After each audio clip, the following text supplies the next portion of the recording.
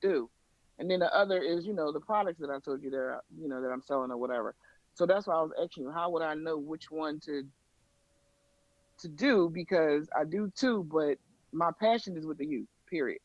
So what are the products about? So it's a total life changes. It's the product is about health and wellness, Hmm. losing weight or Hmm. gaining weight Okay. or detoxing, making you So feel good. Is so let yeah. so let, let me ask you a quick question.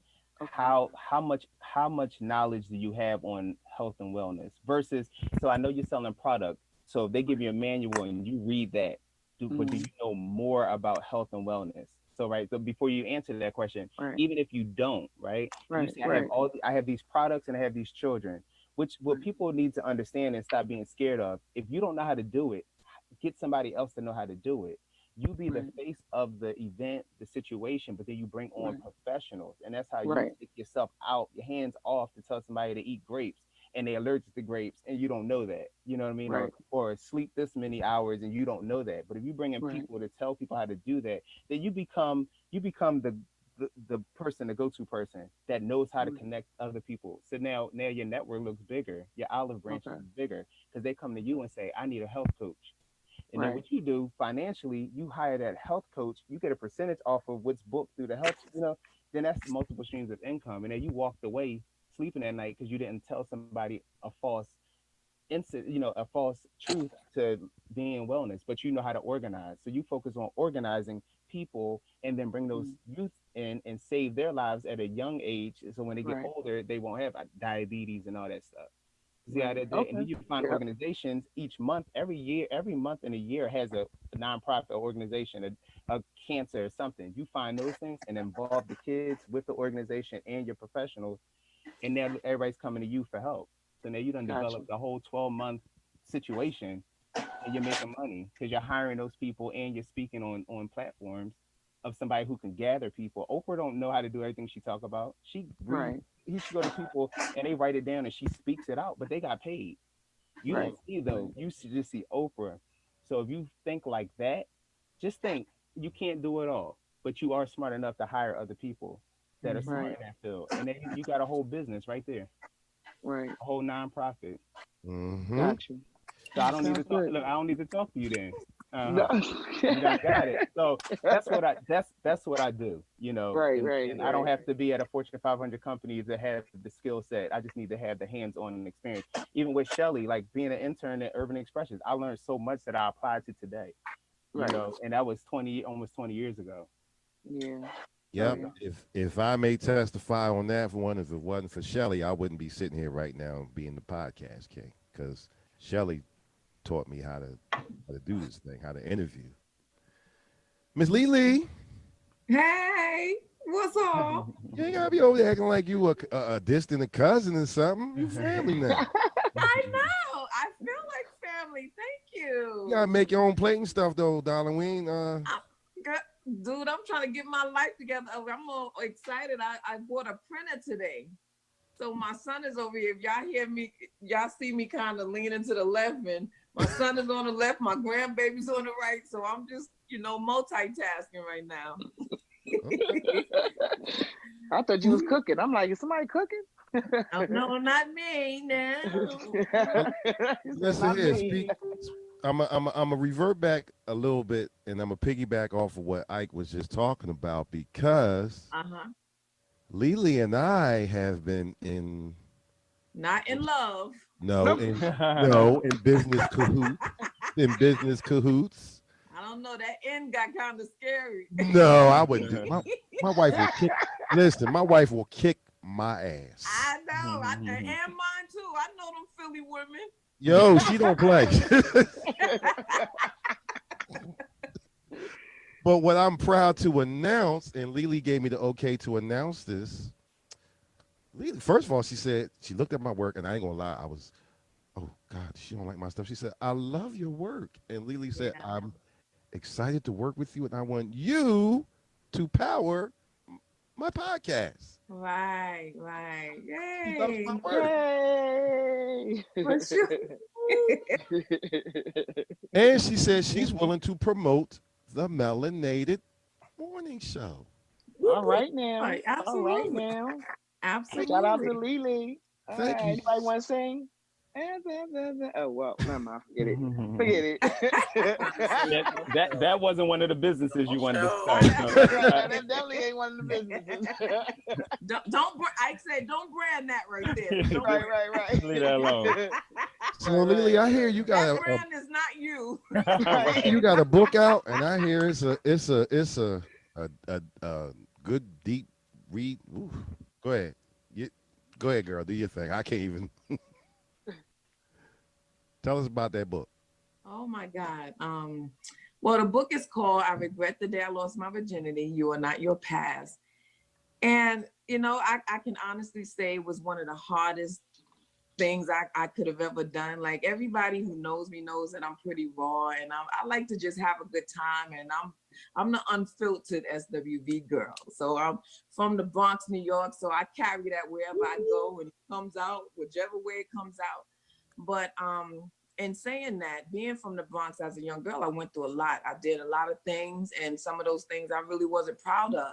And so when I transitioned and got into this industry, I'm like, wow, I noticed a lot of celebrities don't really talk about shit. Like you would think that, their life was just so perfect. And a lot of things, we try to cover, we try to hide, but somebody know your mess. Yeah. Somebody know what you Mhm. did, what you've been through. So I said, you know what? It's Right. so many young girls that's struggling right now, that's going the wrong path. And then on Instagram, how these girls are just, Oh, impressionable. They like these guys with money, but then they have nothing to offer these guys but coochie and sex and all the things that ain't gonna matter.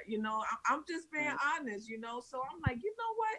I'm gonna use myself as a vessel to kind of, if I can, just a little bit, if I help two people, then I feel like I've done the right thing. So I use myself, push myself out there, told all my damn business.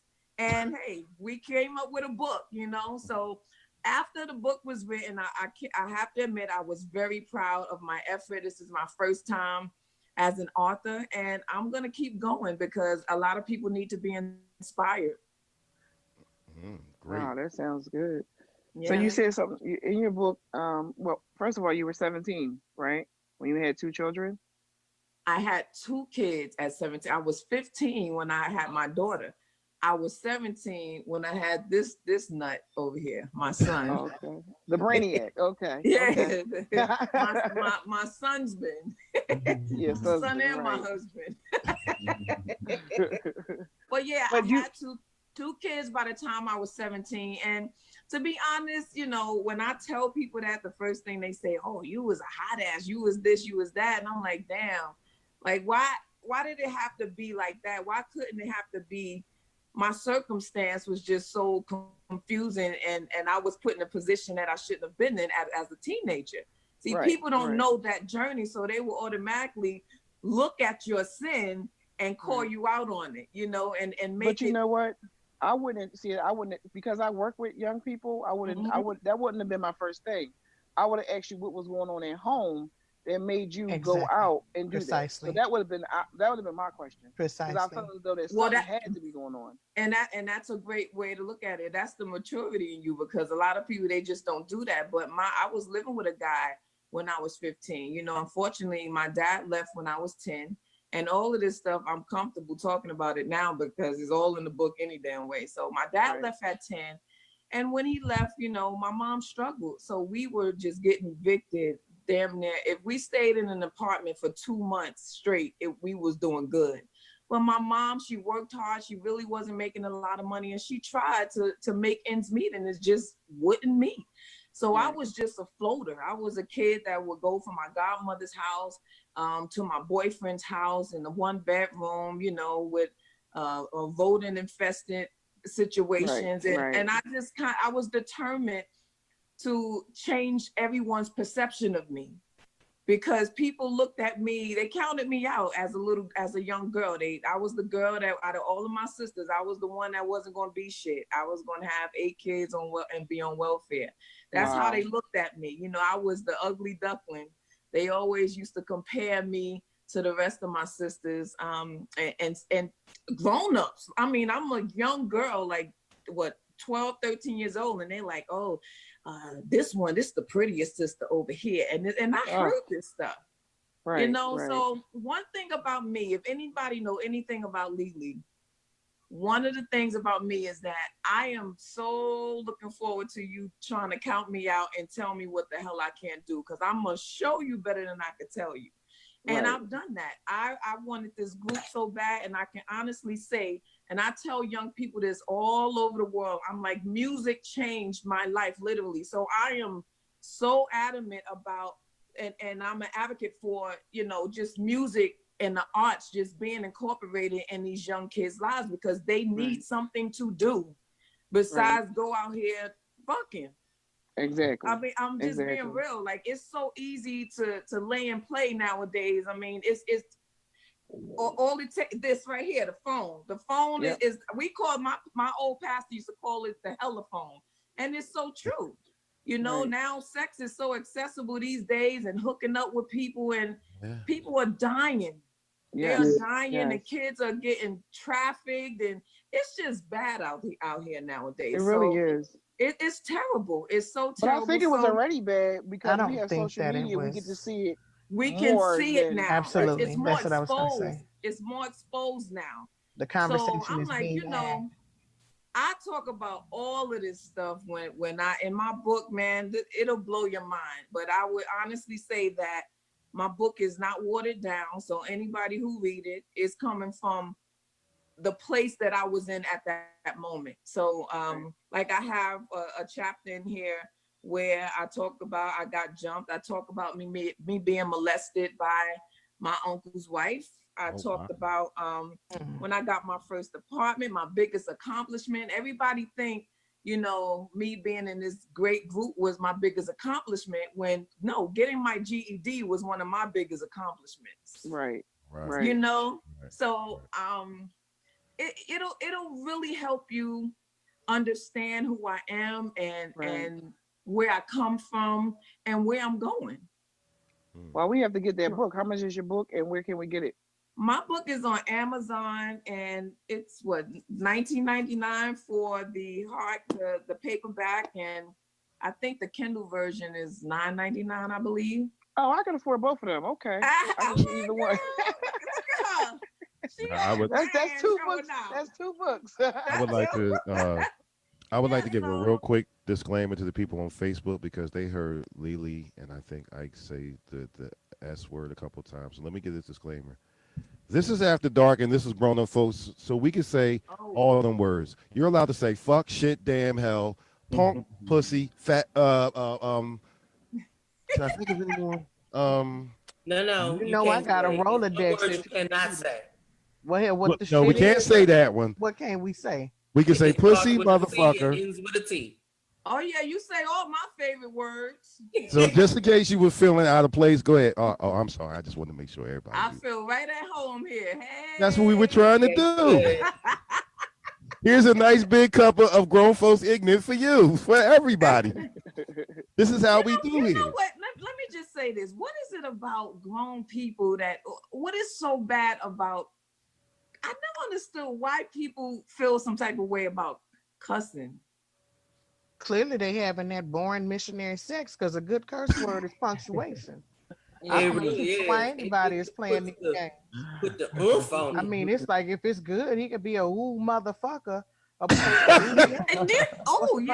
I felt that one right there. That was good. It was good. Well, me personally, I don't curse. I just don't curse. I stopped cursing when I had my second son. Okay. And they was in the car with me, and I had cursed. And they was like, "Oh, mommy, in school you can't say that." So I just stopped doing it. I just stopped doing it. I actually threw any music I had with cursing in it. I threw it out the window while I was driving, and I just stopped. But for me, I just don't do it. I don't care if someone else do it. That's well, you know what? Please try to send that spirit over to me, because honey, oh, that motherfucker ain't allowed on my porch. Family, you leave that shit. You leave that voodoo where you got it at. Girl, I'm gonna tell you this. I come from a family full of cussing folk. When I tell you, I am so serious. My Aunt Margaret was the best cusser to me. I mean, I was a little kid, 9 years old, just fascinated at this lady's potty mouth. And of course, That was my Millie Jackson is one of my favorite artists of all That's why I time. love And Lily. I love how she will curse your ass out. That's why I love you. See, Ain't that your girl only? I was gonna say that's the best only album girl. ever made. But you know what though? I can do the same thing without cursing, and I can still make you probably want to kill yourself. I'm just He saying. really can't. I seen her do it. Well, I think too. It also depends because my little sis over there only tells me, she was like, "Sis, you just have a way of cussing people out. You didn't use one curse word." And I'm like, Right. "No, I Yeah, used I to can cuss do all the that time." too, but I don't like to think that It hard. takes I too like long. Right. Yeah, when just you go right curse down the there, middle. it's so matter of fact. It's Like theoretically, if I unapologetic. wanted to allow the entertainment of that, fuck all that, bitch. Didn't I But tell you know you what's funny? to go play with yourself because you like it better? I'm I just had to do gonna this keep it honest. movie. I Right. wasn't Sorry. cursing, and then about 4 years ago, I needed to put some oomph on the fact that we got a certain person in office. And, Oh, the and not the so F bomb great just company. came out. The F bomb just came out, and he's Listen, still here, and I'm I, still using F bombs. So I know somebody who lost their grandmom and they never cussed, and as soon as they had to then pay the bills, it was cuss Right. words going like this. yeah, I'm telling you, Where Wow. they, it's where a they hear this cuss word shit to help come you. from? Yeah, This it's But don't like see, make no damn sense. the beauty about Cindy, about the Philly Wonder Woman, is that before she was, stop her, she was nothing. That she'd cuss you out in a minute and whoop your ass. Cindy was not nice back in the day, Mhm. No, I but wasn't. she never changed. Really, she never changed. Uh-huh. She just don't cuss. Now, see, I can honestly say, and Ike is my witness, I did some crazy stuff in my life, but cussing is probably my only vice. I never drank, never smoked. I don't do See? Yeah. drugs, never did. I don't smoke weed, but I love the way it smells. And Wait, Oh wow. back up, Well, back well, up, I'm glad you right said in that. my Hold up. back up. You don't smoke weed. no, But she I like the don't. way it Everybody in smells. the world don't I smoke love, weed, you Right. I dickhead. Oh, I'm sorry love to the hear way it that. smells. Wait, Sucks to be you. he said it like everybody that love the smell of gas got to have a car. Right. They just like I the don't smell of smoke gas. no weed. Oh, There you I go. love it. I love the smell of it, and now I heard it helps kill coronavirus. So when I see somebody smoking, I'm like, I've been in perfect health since this quarantine shit hit. It's Yo, y'all crazy. I can't oh see one my for shit, God. but I ain't got no virus though. I know. That's funny. That's funny. No, But seriously, I As had to do a much weed as movie. you smoke, you should have 20/20 Huh. vision because Yeah, they Well, he they still should. lied to me. help They for they He got cataracts and glasses and glaucoma and everything. everything. right. they You lied should to me. They lied. I'm never telling do that. y'all. He must have was supposed to refrigerate that shit then, cause Something. he can't barely see past his lashes. But wait, Well, I'm glad where you is just only told me four that. at? Why can't we see her face? We see everybody else. Where's she over I there got a smoking? kid over here running around, baby. Yeah, I she. got to explain it. We need to see them kids running around, No, the honey. boss of the house is No, really no, on one, no. and I was she. gonna say, yeah, Yeah, Bugsy run that house. yeah. You My don't love, want that. You don't want them my love problems. she. Y'all don't want them problems. She would shut this whole Y'all Zoom. don't want them problems. For anybody that smoke weed, I don't smoke weed, but with Total Life Changes, we have a raspberry tea. You can actually smoke it or drink it. How about that? What the? Oh. Did she just I'm pop just out with a saying. commercial? They should put a plug in there. Look, all I'm just trying to say, there are many a herb you can smoke, and it don't have to be weed. Mhm. So, Lily, what Absolutely. else are Well, you I'm not working a on? smoker, period. I don't even know how to smoke anything. So So it is. You just light it and smell it. It's cool. I'm yeah, sorry to hear I that. love it to is smell smell. it. I do. I can't lie. That's my I guilty think pleasure. though, I think the coolest thing that I feel about your whole story, Lily, is just the fact that you told it. Right. Most Yeah. people don't tell their story, right? And Mhm. just to it's gonna be some young girl, 15, 17-year-old, thinking their whole life is over because they have a baby, right? Yeah. They're gonna be like, you know what? Lily did it. I could do it too. Yeah. Yeah. And sometimes people forget that. It's so many examples out there. And just because you're on a stage You know, a lot Yeah. of people see the glitz and the glamour and everything, Yeah. Yeah. Yeah. you know, and they don't think about that. And especially, you know, I'm from the Bronx too. And Um, actually down the street from where you grew up. We will oh talk damn. about that Wow. So you about to write your book next because I know you later. done did some shit. um, you know, and you know, just growing up where we grew up, you know, it was Right. fun and all that. However, you know, we grew up in a time, you know, of Fort Apache, the Bronx. That's the Yeah. times where we Yeah. grew up in. And you Hmm. know, the Bronx wasn't nothing nice back then. And Oh so, yeah. Yeah. you know, when people, you know, maybe look at you or even look at myself, they be like, how y'all get out? It's hard work. That's right. You know, it's hard work, but you did it, I did it, countless others did it. And so Right. I applaud you for just telling your story because so many people that have a platform don't do that. Yeah. And you know, that was one of the I just always felt like I just needed to be like the people that I saw looking outside of my window, like those girls. And that's why I still have that whole, I don't know if I should say that youthful kind of swag, because I some kind of way I'm able to connect Right. with a lot of young people. And they, I Yeah. mean, I'm telling you, if I let you see the emails I get, I had a young lady, the young girl, 14 years old, and she said, Miss Lily, can I please talk to you? And I said, sure. And she said, I think I might be 2 months pregnant. Ooh. And my whole heart just dropped. My whole heart just dropped because I knew then I had to be careful of how I counseled this young Yep. lady. Exactly.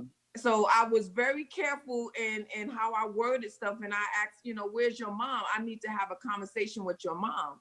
Right. So the me and the mom, start talking or whatever. And I told her, I said, well, this is the situation. I really couldn't tell her much because of her age. She's a young girl. She's 14. But now is the Mhm. time not to chastise her, but Right. now is the time to really be mom and find out what the hell is going on in your kid's life. Because I feel like I missed the ball. I don't feel like I was the best mom in the world because I was on the road at 19 years old. That's what I was So gonna ask so you. I was yeah, Mhm. so I was one of them Western Union moms and I missed a lot of shit and I regret it. It's like, damn, I prayed for this moment, but this moment it worked for me and it worked for my kids, but I wish I could have done things a little different, Right. Right. because and we do that in being mothers and being parents of young kids. Sometimes we're offered a position or whatever in another state, and Right. sometimes we leave the child with a caretaker, a grandmother, or their father, whatever. But we deal with that shit when we get older, and that was my situation because I felt like even though I was on the road, I was doing SWV, I was making so much, making money. I'm able to, get my own place at like 19, 20 years old. So, I accomplished something, but I lost something else. Right. Yeah. So I felt like a public success and a private failure in a lot of ways because I just cried a lot because my son was acting up in school and I missed it. My sister was going crazy and like, I can't lose my job, messing with, he won't act right. And everybody was telling me, well, maybe he misses his mom, but I'm like, damn, what the hell? I can't, this is not a job I could just quit. And Right. this Right. is how I'm taking, I'm a single mom. I'm doing this shit alone. So the Right. sacrifice is so real. And that's why I'm the way I am with my grandbaby today. They tell me I spoil my grandbaby, and I really don't care because I try to hold on to her so tight so that I don't miss anything, Right. Yeah. Well, with but all this shit that's going on in the world today, you better oh yeah, hold on to them tight. It's Yeah. crazy out there. I, it's a lot. It's just a lot going on, and we are missing. Like our young kids are literally crying out loud, and we don't hear nothing Oh my God. because It's horrible. as single mothers, we try to build our lives together. With a guy that we like, and these men are looking at our kids. But you Mm. know yeah. what? Something that you just said. So, like I said, I work with young people. So they have to call in and check with me, or I call in and check with them, make sure they're in the house or whatever, right? So is this one mom? She drives me crazy because I'll say your son did not call in for curfew. He's 13. She says, well, when I get off work, I go in for a couple of minutes, but then I go with my boyfriend, so I'm not there at night. So that's why he can't call in. And I'm like, Miss, he's 13. The sister is 11. So then they're raising themselves. So that's why he's doing whatever he want to do because he Right. misses mom. Like, I'm talking to her. She was like, well, who are you? I said, I'm his case manager, and it's all about them. So I can actually report you to DHS because you're not taking care of your children. You're not home. So when he's Yeah. out in the street doing something wrong, or your daughter wound up pregnant, Yeah. That's because you're not doing what hear you're supposed to do. herself. Yeah. Because She we just, are so, and I hate that we are like that because of course we're older women, we want companionship, but at right. what cost? Do At what we have cost? these guys molesting our kids, just for Yeah. the sake of some penis? And Like just think about it. it's just He not crazy. gonna care about her children because she don't care about her children. Right. You know, Right. I have a question. Sure. Because I know some of the book. So Lily, this is a question for you. So like with this COVID and everybody losing their job, it's a lot of people who were high on management or whatever at their job, and now they have to go and work at McDonald's. I've seen some people post. So you as a celebrity, you had to go back to work. Like you had to apply. You had to sit in the pressure of people knowing you're Lily from. How was that experience for people that's watching? Not comparing Oh apples to wow. oranges, or Mm-hmm. but just knowing that you had a 9 to 5 and now you don't, and then you have to adjust yourself and get 10 hours a week versus the 40 hours you was doing. So explain to people how that feeling, because the feeling is the feeling regardless where you worked from and where you had to go and work. So how was that transition? That transition was, as a mother, it was very easy, but as a celebrity that everybody knew, it was very humiliating. And people would always find the moment, every moment they got to tell me and remind me of what I used to be and what they felt like I was today, like I was a has been, a never was, I was played out. They said everything they could, that anything you can say to make somebody feel belittled, I got it. But I had to stand straight. I had to stand firm, and I had to get my ass out there and get a job and take care of my 2 kids. And I was willing to do that. And I wasn't willing to allow people to dictate how I moved. And I Right. did. I stayed on that job for 4 years. And I try to tell a lot of my industry friends, like they get so caught up in the hype of this stuff. This industry ain't your friend. Mm-hmm. You Right. got to get it while it's hot, and if you could That's go right. further and stretch it, do that. But if you got to take your ass out there and get a job because your royalty checks ain't covering your bills, do what you got to do. Right. That's why when you get into this industry, I would build relationships because a lot of people don't want to go work at McDonald's because Yeah. McDonald's ain't gonna really cover nothing. So you work and you network with people that you've met throughout the business, and try not to burn a lot of bridges, because it get hard. You can make that phone call and say, "Yo, Yeah. my situation is like this. What you got for me?" Mm-hmm. Right. Right. So it was very hard, but I've met some of the most beautiful people at that job. I really did. And that's why I always tell people when they complain about their job, you better be happy you got a job. Because Right. I have, and I say this all the time, like I wasn't making no money. I was making $11 an hour. I think I got up to $11.50 when I finally left after 4 years, but that was the most peace that I ever experienced. I go through more hell making the money that I'm making now than I did when I was making $11.50 an hour, especially since this shit happened, the COVID Right. thing. Right. I'm like, wow, we got a whole government telling us that our music and what we do don't mean nothing. Yeah. Right. I got Like another. they ain't nobody fighting for us but us. You know what I'm saying? So we got to figure it out. Everything is shut down. We trying to rob. Some of us trying to rob people, Peter to pay Paul. It's not the best position to be in because All right, what up, Mal? In case y'all wondering what the heck is going on, we are live. We are live on YouTube. We are live on Facebook, Twitch, all of that stuff. What up, Mal? So I'm just playing some archives until we get started. Some show archives. This happened to be Lily Lyons from SWV. So I think this was like 3 months back or whatever. just not knowing what's going to happen, you can't even Exactly. make plans to do nothing because your job is like you go from having a full schedule to nothing. Right. Right. It's indefinitely. Like that means that whenever we tell y'all, when we press go, then y'all go. Until then, you just stay on pause. Who wants to feel that way? So now is the time where everybody, when this thing come back, everybody should be on fire. I Mm-hmm. haven't, Right. I haven't, I haven't. I'm sorry. I know this is. I'm not the person doing every. I mean, and she's one of my best It's friends, but I okay. never. I think I never asked her this. And we're talking about rebranding, right? So you like, I'm done with the group. You know, you in the book, you say that you don't want nothing to do with the group. You're hurt. You don't want the plaques. You don't want nothing, right?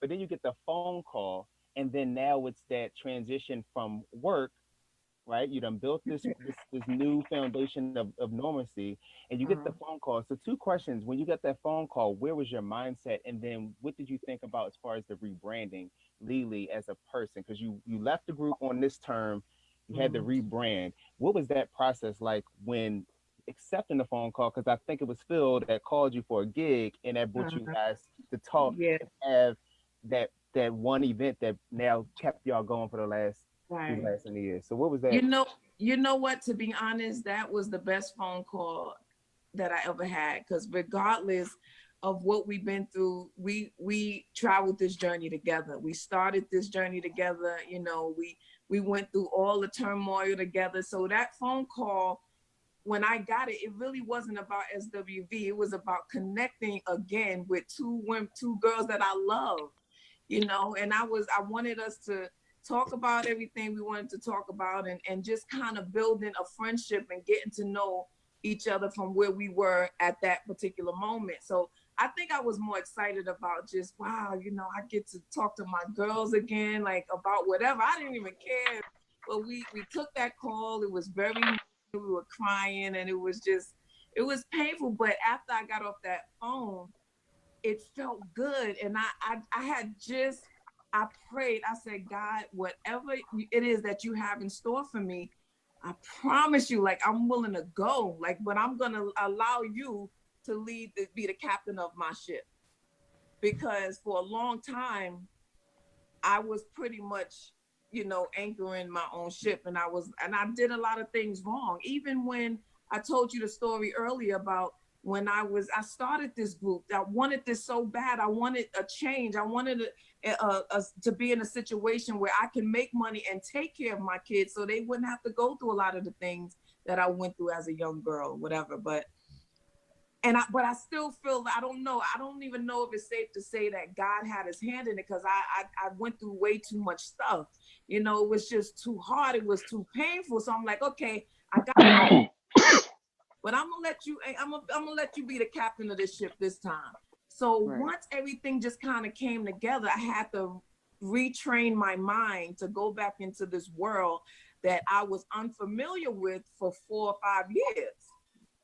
So let me Yeah. let me ask you this moving forward, because we talked about this on the phone. Um, Mm-hmm.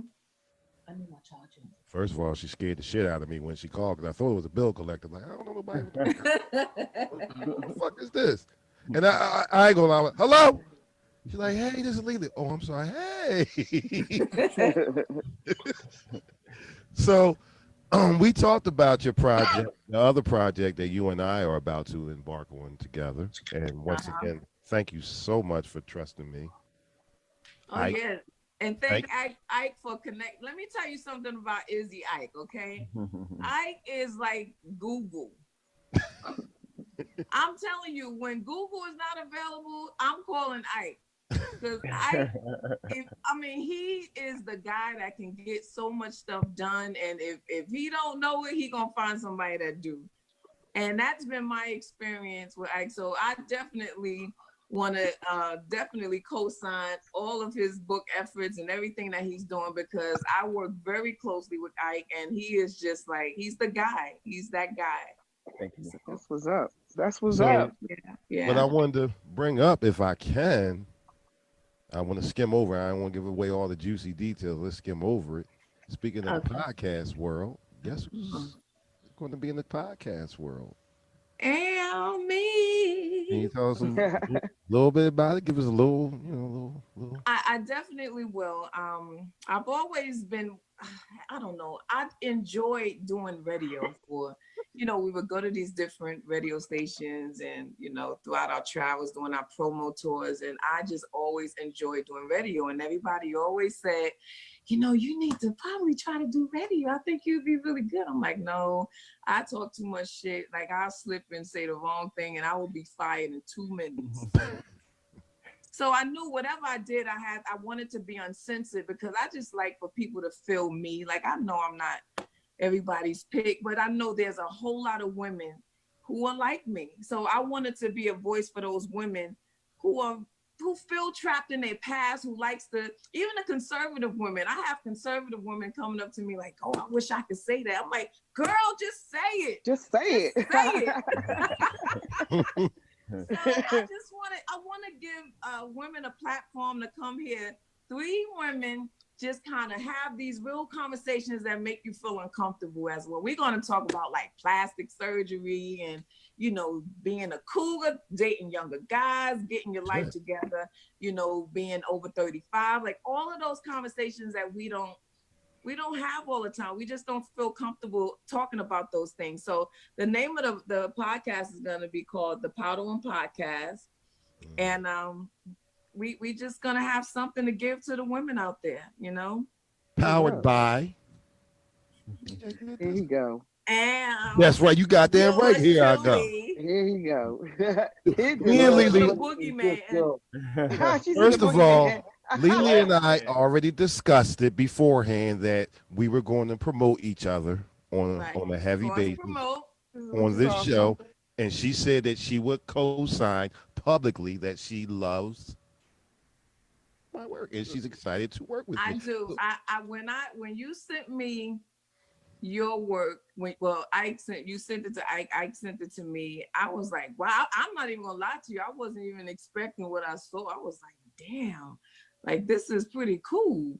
What was you expecting? Because I'm not a tech person, and I'm like, I be trying to figure things out. Like you saw me earlier, I'm looking at my son trying to fix the printer and stuff, and he's always encouraging me, "Mom, you got to read the instructions." Listen, that ain't my gift. My gift ain't reading instructions. That ain't my ministry. I don't want it. That's why I got a son. This is your job. No, Disco is really, really, really, really good. I'm so proud of him. He's my best friend. And I'm really proud that he's doing what he's doing right now. Seriously. He came a long way, and I'm like, listen, you're gonna find your lane. Don't give up. And he did. This is his lane. This is what he's very, very talented in this. And that's why he's the guru. That is so dope. I'm just happy to see everybody just branching out, just doing different things and finding their niche, man. Because what if I would have gave up? What if I would have believed in everybody who told me I wasn't going to be shit? You know what I'm saying? Exactly. But all I can say is,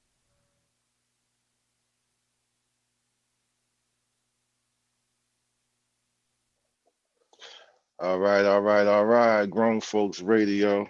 Now we doing something tonight.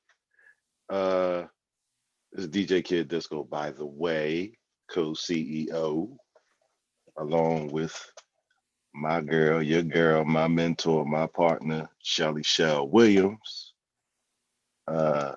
We doing something a little bit different tonight. Yes, DJ Sensen 100 will still be on, and she will still be on at 10:30, her normal time, to do a cool out vibe mix. But let me set up to y'all what's great happened. Then we gotta go to commercial break, and we should be able to start the show in about 10 minutes, 10, 15 minutes. So let me tell y'all what's going on. My man Melly Schuler, Melly the Specialist, Melly Schuler, Melly the Specialist, however he wants to word himself. DJ Melly, Melly One. I mean, he got a lot of names, what is it, Mr. Ball Game? He got so many names. So this is what's getting ready to happen. We get ready to have an actual in detail, in-depth discussion about just what you're listening to right now, radio, internet radio, how to start an internet radio station, and it's a whole lot easier than a lot of people think. That's why there's so many internet radio stations. And what happened was I saw Mel put a post up in the DJ group that we're both affiliated with, International DJ Cafe. I'll say the name. Shout out to J Rock and Cutlass and Ty and Craig and them. So Melly had put a post up that he wanted to have a discussion about this very topic, and I said, "Well, damn, I'd like to get in on that because I'm living proof. Somebody who started a radio station. It's not my first one. It's probably my fifth internet radio station, but by far, I'm not gonna lie, this is my most successful that I've ran by myself. Now I have worked for Power 100, and those of y'all who follow me from Power 100 over here, the grown folks, we had that vault show for what, damn near 2 years, and was even nominated for that award. So y'all know how that went down, you know. So this particular time, it's on a whole nother level. Um, I was blessed enough and fortunate enough and a little bit lucky enough and smart enough to approach, um, and we had worked together for years, her and I, but to approach our co-CEO and ask her to become my official partner. And she agreed. I mean, she was already helping me behind the scenes anyway. Shelly is just like that. So I'm going to tell the whole story later on when my man Melly gets back, because what y'all were just listening to, of course, for those of y'all who's been following the Melanie the Morning Show. Uh, oh, geez, I think that show was that particular one that you was just listening to with Lily Lyons. Oh my goodness, I think that was, when did we shut down, in March? That was an early COVID show, so that had to be. I'm gonna say April. I'm gonna say early April. It was right around when the whole country had first shut down, and Izzy Ike had reached out to me, who I had met through Shelly Shell, and Ike reached out to me because Lily is actually his client, and you know her and Coco. I think it was her. It was either her and Taj or her. No, I think it was her and Coco. No, I think it was her and Taj wanted to get together and do a podcast. And a lot of people, everybody has different type of talent. So a lot of people, this is how I make a lot of my contacts, and this is what puts food on my table. Along with other things that I'm doing. But this is one of the businesses that I do earn quite well. As I was telling Melly earlier, I'm booked until March. Thanks to COVID. I'm not going to sit here and lie and fake it. And, it's thanks to COVID. Uh, that's what I do. I power podcasts for people. I've done a lot of podcasts for myself. Altogether for myself, I've created about, over the years, and I'm using Melly as a reference point since I've been knowing Mel, because I think I met Mel back in 2011. I think at that time I was on Urban Expressions, which is how me and Shelly originally met. So I think since then I have created for myself about a good 5 or 6 different types of podcasts. A couple political that got shut down by YouTube, because people were complaining it was too political and too radical, I should say. But that. And couple of old school hip hop podcasts. And, and then I started doing podcasts for other people.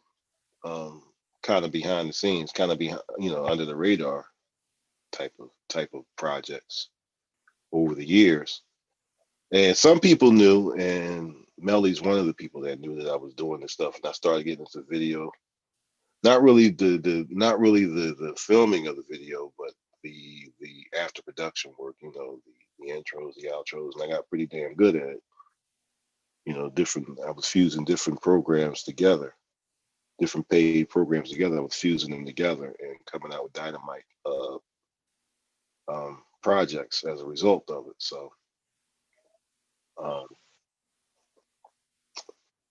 here we are. So um, for those of y'all on Facebook and or YouTube and all of that, we're going to stop this broadcast and restart it again so that Melly, my man Melly, can be totally involved in it. And those out there listening on the radio, you're going to be hearing a little bit more music until we get ourselves straight and all that old good stuff. We're going to pay some bills real quick. Of course, we have to do that. And like I said, at 10:30 Censored 100, her show will still be broadcast live. And tomorrow we're going to replay at 2 o'clock. We're going to replay some more of Shelly Shells. Tomorrow we're going to play some more of Shelly Shell's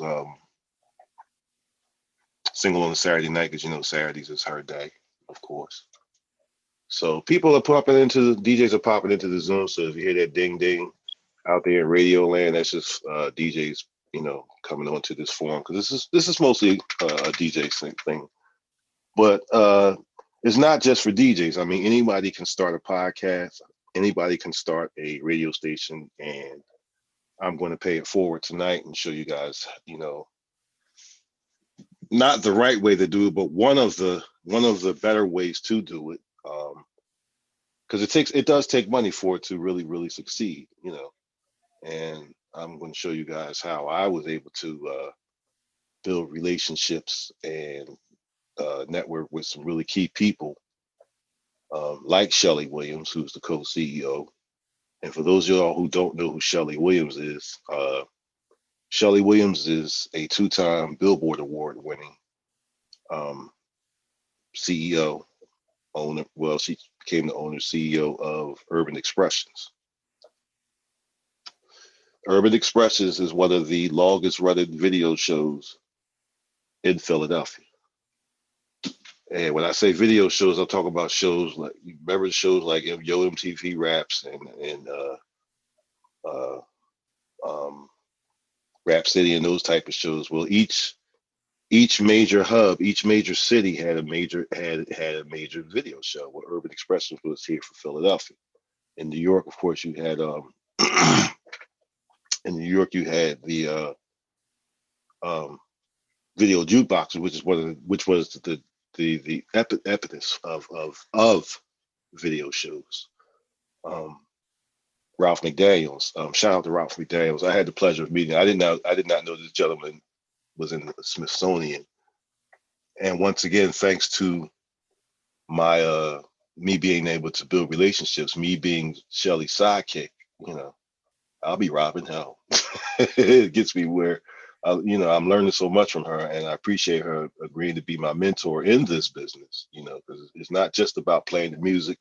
It's not just about keeping the boards running. There's a whole lot more involved in this, and that's what we're going to get into later on.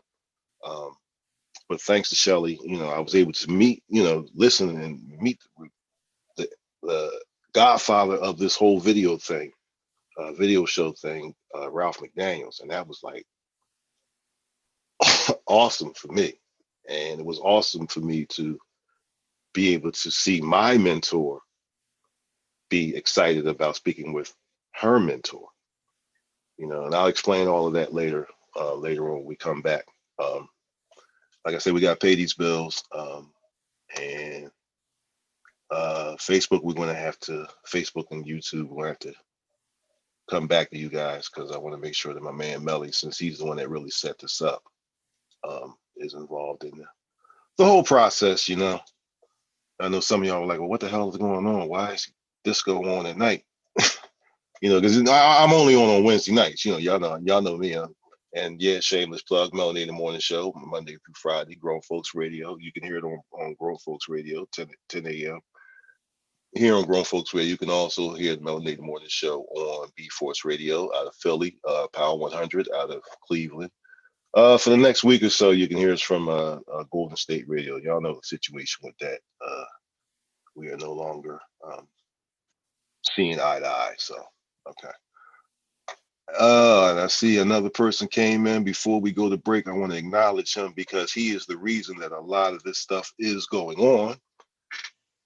And I want to acknowledge him as soon as he gets his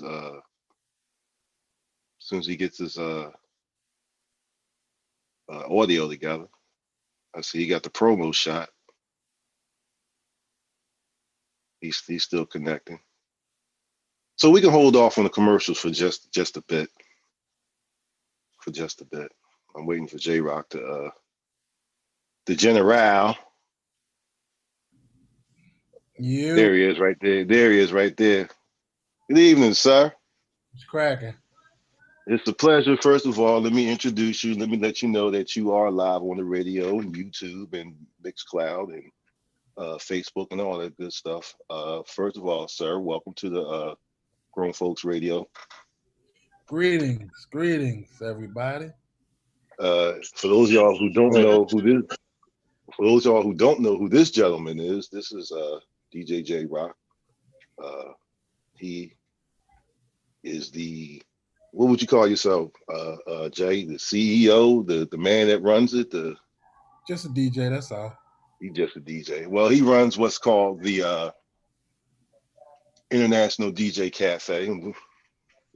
I'll give you a little bit of time to talk about that later on after we pay these bills, J-Rock. But I wanted to introduce you specifically because the cafe has a lot to do with what we're going to be discussing tonight. So the cafe is where I started when I first started doing this internet radio thing. You remember J-Rock? I used to come down like, yo, can I plug in? Because I want to broadcast. Mix vibe. Yeah, mix vibe. Yeah. So we're gonna get into all of that in a few. Like I said, Grown Folks Radio, we're gonna run these commercials, YouTube and Facebook. Actually, no, we know what we can just keep this going because I'm already live in the cafe, J-Rock. Is that okay with you, sir? This Melly show. I was. Yeah, that's true. Melly, you all right with that, Mel? Because I'm already live in the cafe. Yeah, we good. Can you hear me now? Yes, sir. Hey, man, do your thing, man. I'm a guest on your show. I would just. All right, well, you guys can just talk amongst yourselves because I got to run these commercials because we do have to pay these bills. These all people right, are paying. I'm over here trying to do all kinds of stuff going on. So I guess just let me know when we live and I'll unmute this. Yeah, we'll be back in about 5 minutes. Y'all can go amongst yourself. I got to pay these bills and Good, do your thing. Hey man, what's going on, y'all? All right, what I'm going to have to do, everybody, I'm going to have to mute everybody for just 5 minutes. Everybody's going to have to mute for just 5 minutes. All right, Grown Folks Radio. We ready to run these, pay these bills, and we'll be back in about 5 minutes. I'm DJ Kid Disco.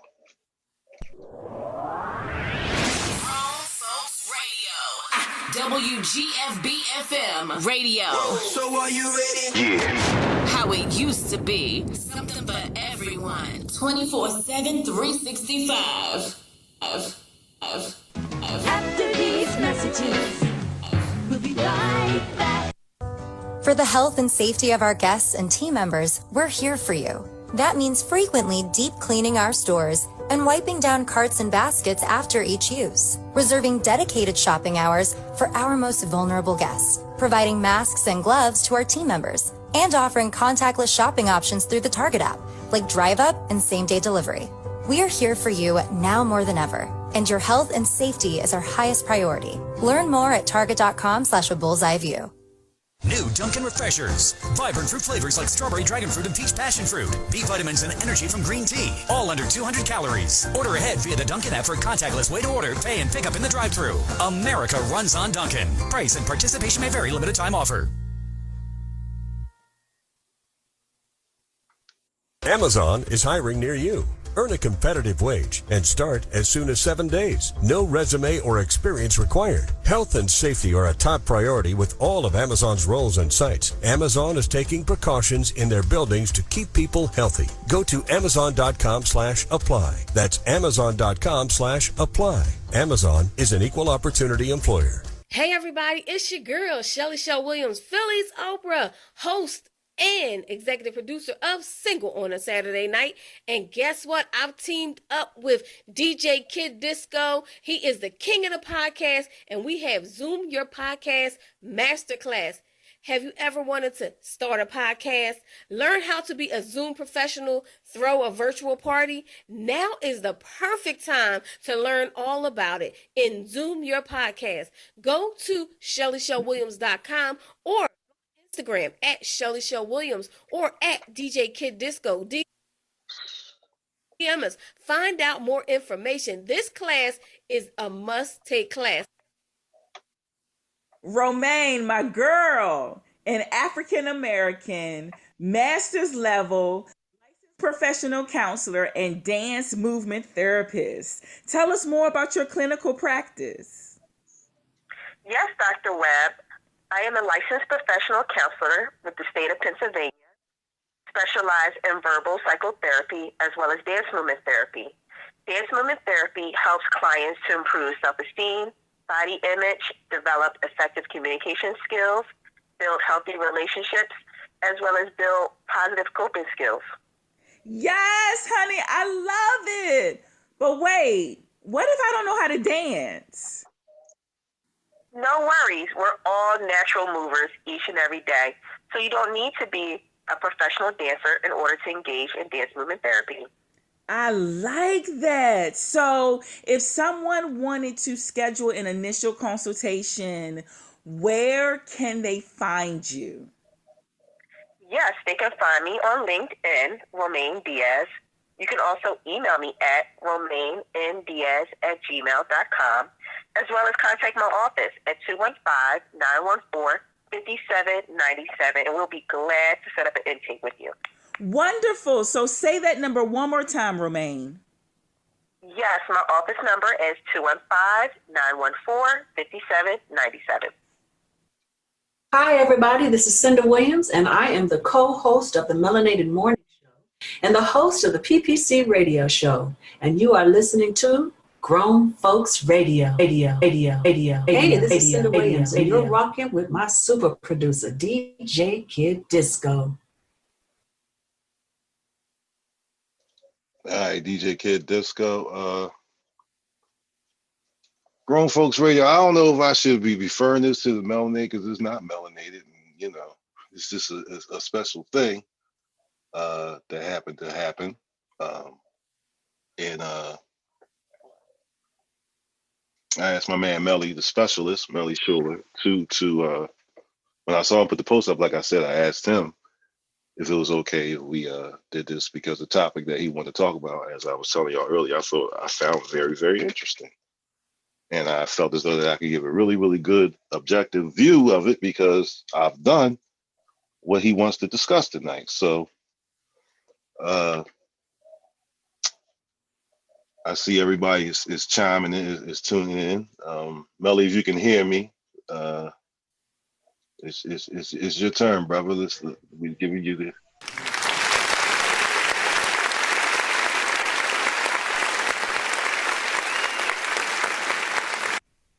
And I'm just going to chime in after you go ahead and do your initial and all that little kind of stuff. But this is a very, very good topic, so let's get into it.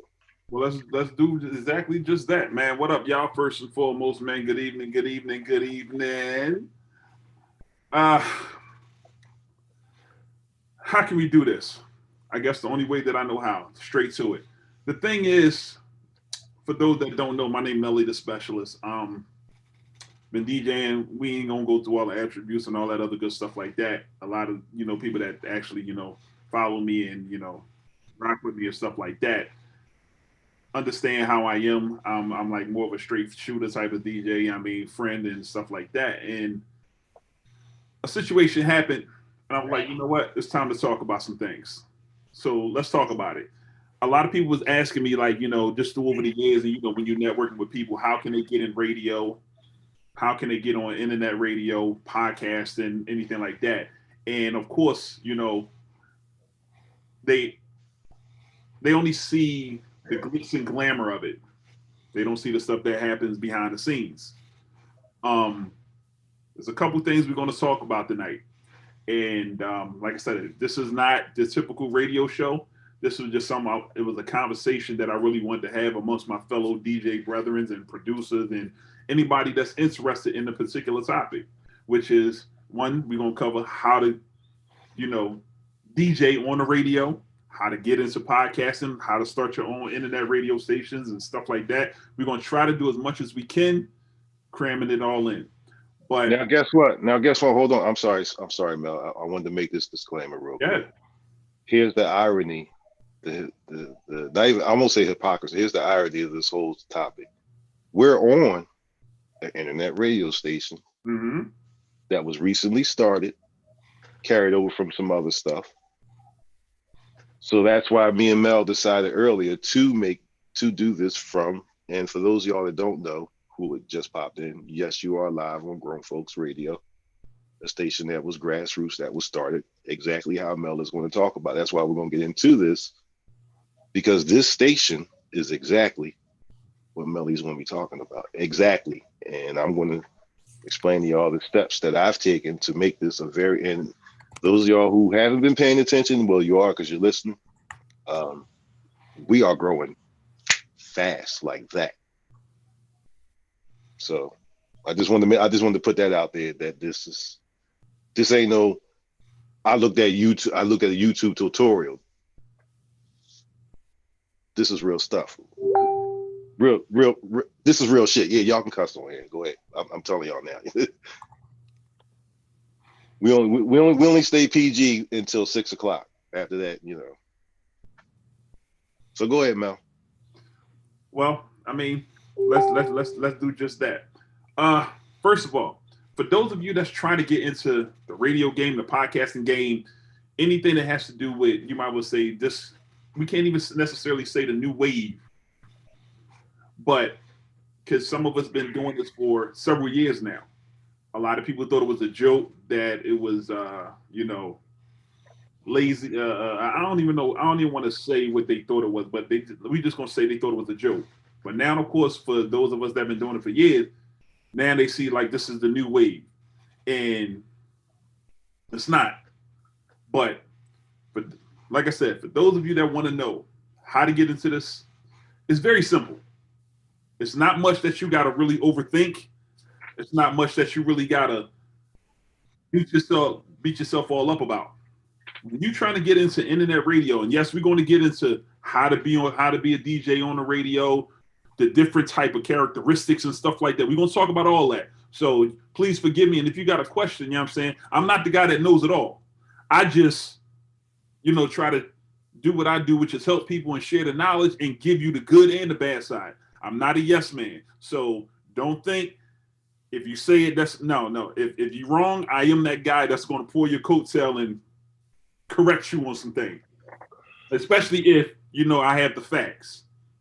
So just be prepared for that. But if you're trying to get into radio, like I said, don't just look at the whole dollar amount, because you got to look 2 and 3 full steps ahead. You have to really have a vision of it, of which way you want to go. It's a lot of different lanes in this radio game.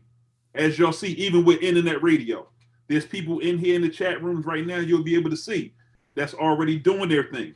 And if you want to, like I said, follow the chat room. I got my Facebook Live, my Facebook open too. So I'm going to try to bounce around the best way I can while incorporating all this, because this is actually some of the stuff you do behind the scenes when you're doing live interactive radio. But if you, like I said, you have to understand there's different lanes and different avenues you can go with this. It's not just come up with some title, such and such FM, blah, blah, blah, blah. It's a concept to this that you really need to think about. We ain't gonna go into the paperwork and all that stuff like that. We ain't got that type of time. But no, because of course, in our reality, you know, there is legal logistics and stuff like that you have to have. Because anybody can start an internet radio station. You got Shoutcast, you got Radio Code, you got Sam Broadcasting, you got different, broadcasting and stuff like that you can use, programs you can use, services you can go through. And all you need is internet and a computer, microphone, webcam if you're going to do video. So that's why I'm saying y'all only see the easy part. But once you really start getting into it, and you really want to take it to that next level, we talking now, you need an engineer, you need program directors, you may need promotion people, you may need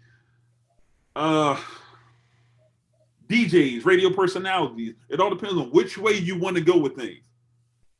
So you gotta understand that it's a whole lot of different steps other than just, hey y'all, I got a radio show.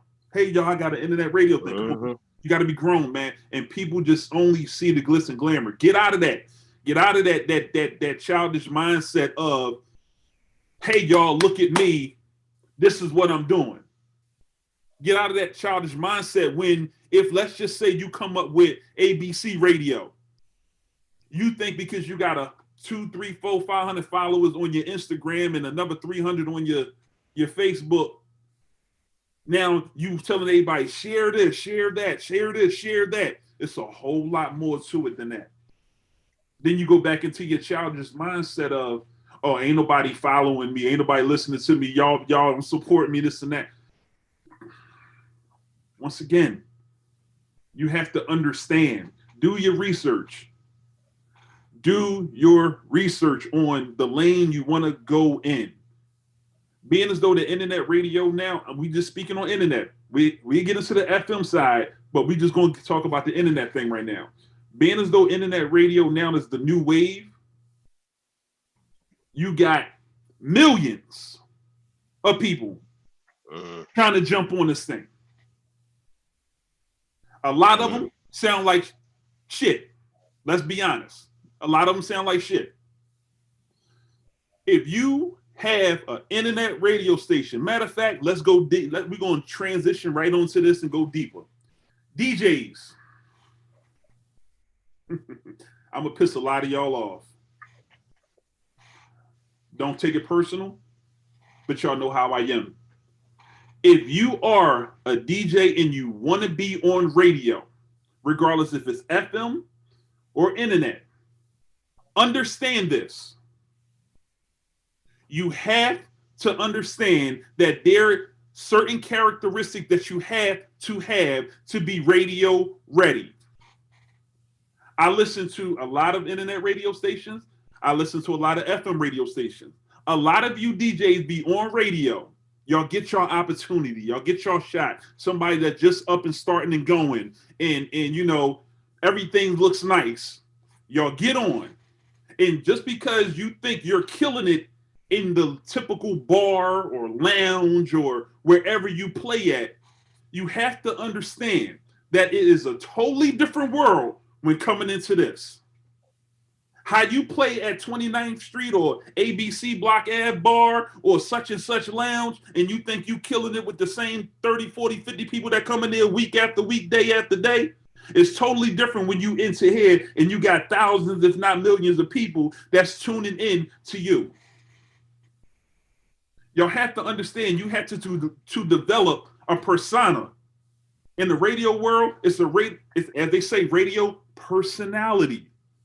It's not just, oh yeah, I'm such and such from the block, I be killing shit. And then you want to know why, when you jump on your live, you only got 4 or 5 followers that jumped on to your joint while you so-called killing shit. You telling everybody, share your live. For what? Let me explain this to you. You have to get out of that childish mindset and start really understanding that it's, like I said, this is a whole nother world. This ain't the Ave. This ain't the lounge. This ain't the bar. People, this is a totally different world. You have to have a character. You have to promote that character. Let's be honest. We got several people that's in here.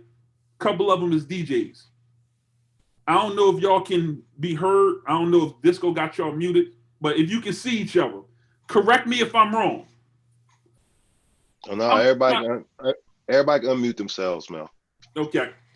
Because at the same token, Disco, like I said, I want them to, if I'm wrong, I want them to say something. I ain't get to the level where I'm at. I ain't get to the level where I'm at just off of pure coincidence. I done cracked my noggin a bunch of times until I got this shit right. Well, what we're going to do, this is how we're going to do it, Mel. This is how we're going to do, for the sake of radio, everybody's going to take a turn. We're going to do a whole round table type of thing. That's fine. But with the DJ that's in here, be honest with me, fellas. Have y'all not heard DJs on radio, some of them that even been on the radio for years, that should not have been on there? Am I lying? Not at all. Have you had DJs? I mean, and I'm not talking just the FM. I'm talking internet, and regardless, even if Hot 97, whatever, you got DJs that's playing on radio that have no style, no character, no persona, no knowledge of transition. We ain't gonna get into the DJ techniques and styles. We ain't gonna do that. Whatever you use is whatever you use. How you play is how you play. But understand that you cannot get mad if people don't like you or support you because you sound terrible. You think you killing it, but of course your viewers is going to speak otherwise. And what I mean by your viewers, I'm actually talking about your non-viewers, the people that seen your link, didn't stay involved, and rolled out on you. A lot of you DJs gets on radio, and let's talk about it. Let me adjust my seat for this one. Let's talk about it. A lot of DJs gets on radio, and they try to hide behind sound effects. Their drops. Stuff is not balanced.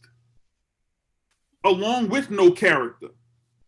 A lot of time, a lot of DJs jump on, get their opportunity or they shot, and I'm not mad at y'all for taking that shot. That's what you're supposed to do. But you have to understand, listen to yourself. Listen to other DJs that really, hell, if they inspired you and they're on radio, listen to how they play. Not copy their style, but listen to some of the techniques that they're using.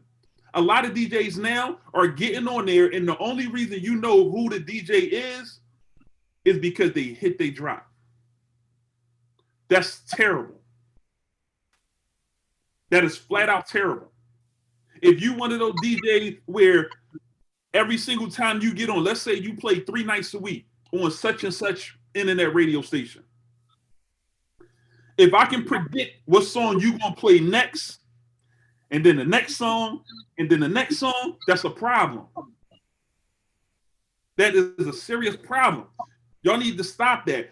That's one of the other reasons why people don't want to listen to you.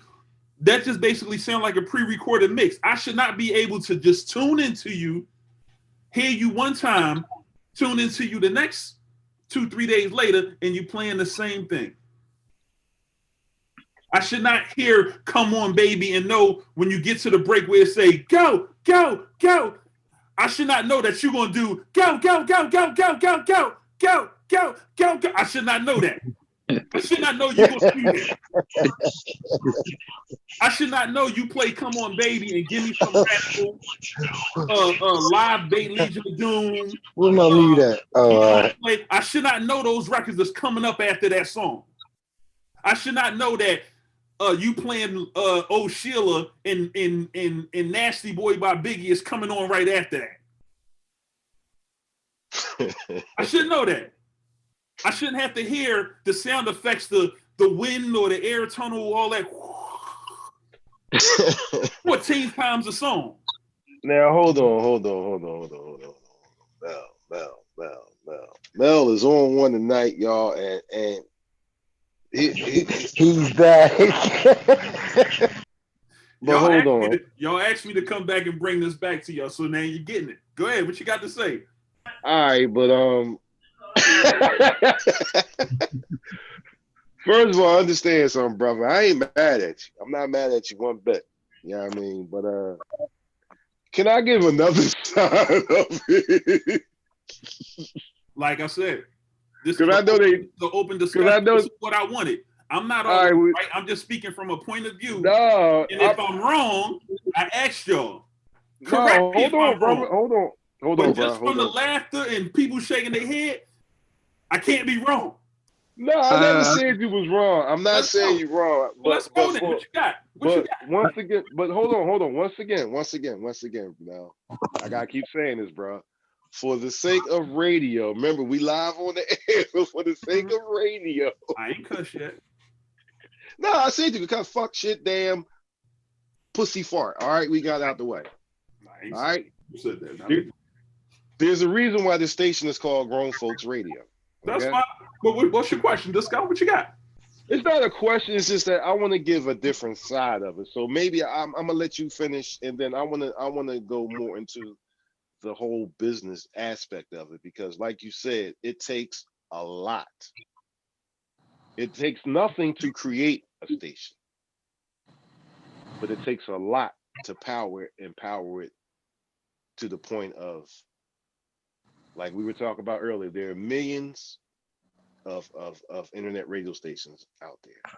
So you have to establish yourself to give people a reason to want to listen to your station.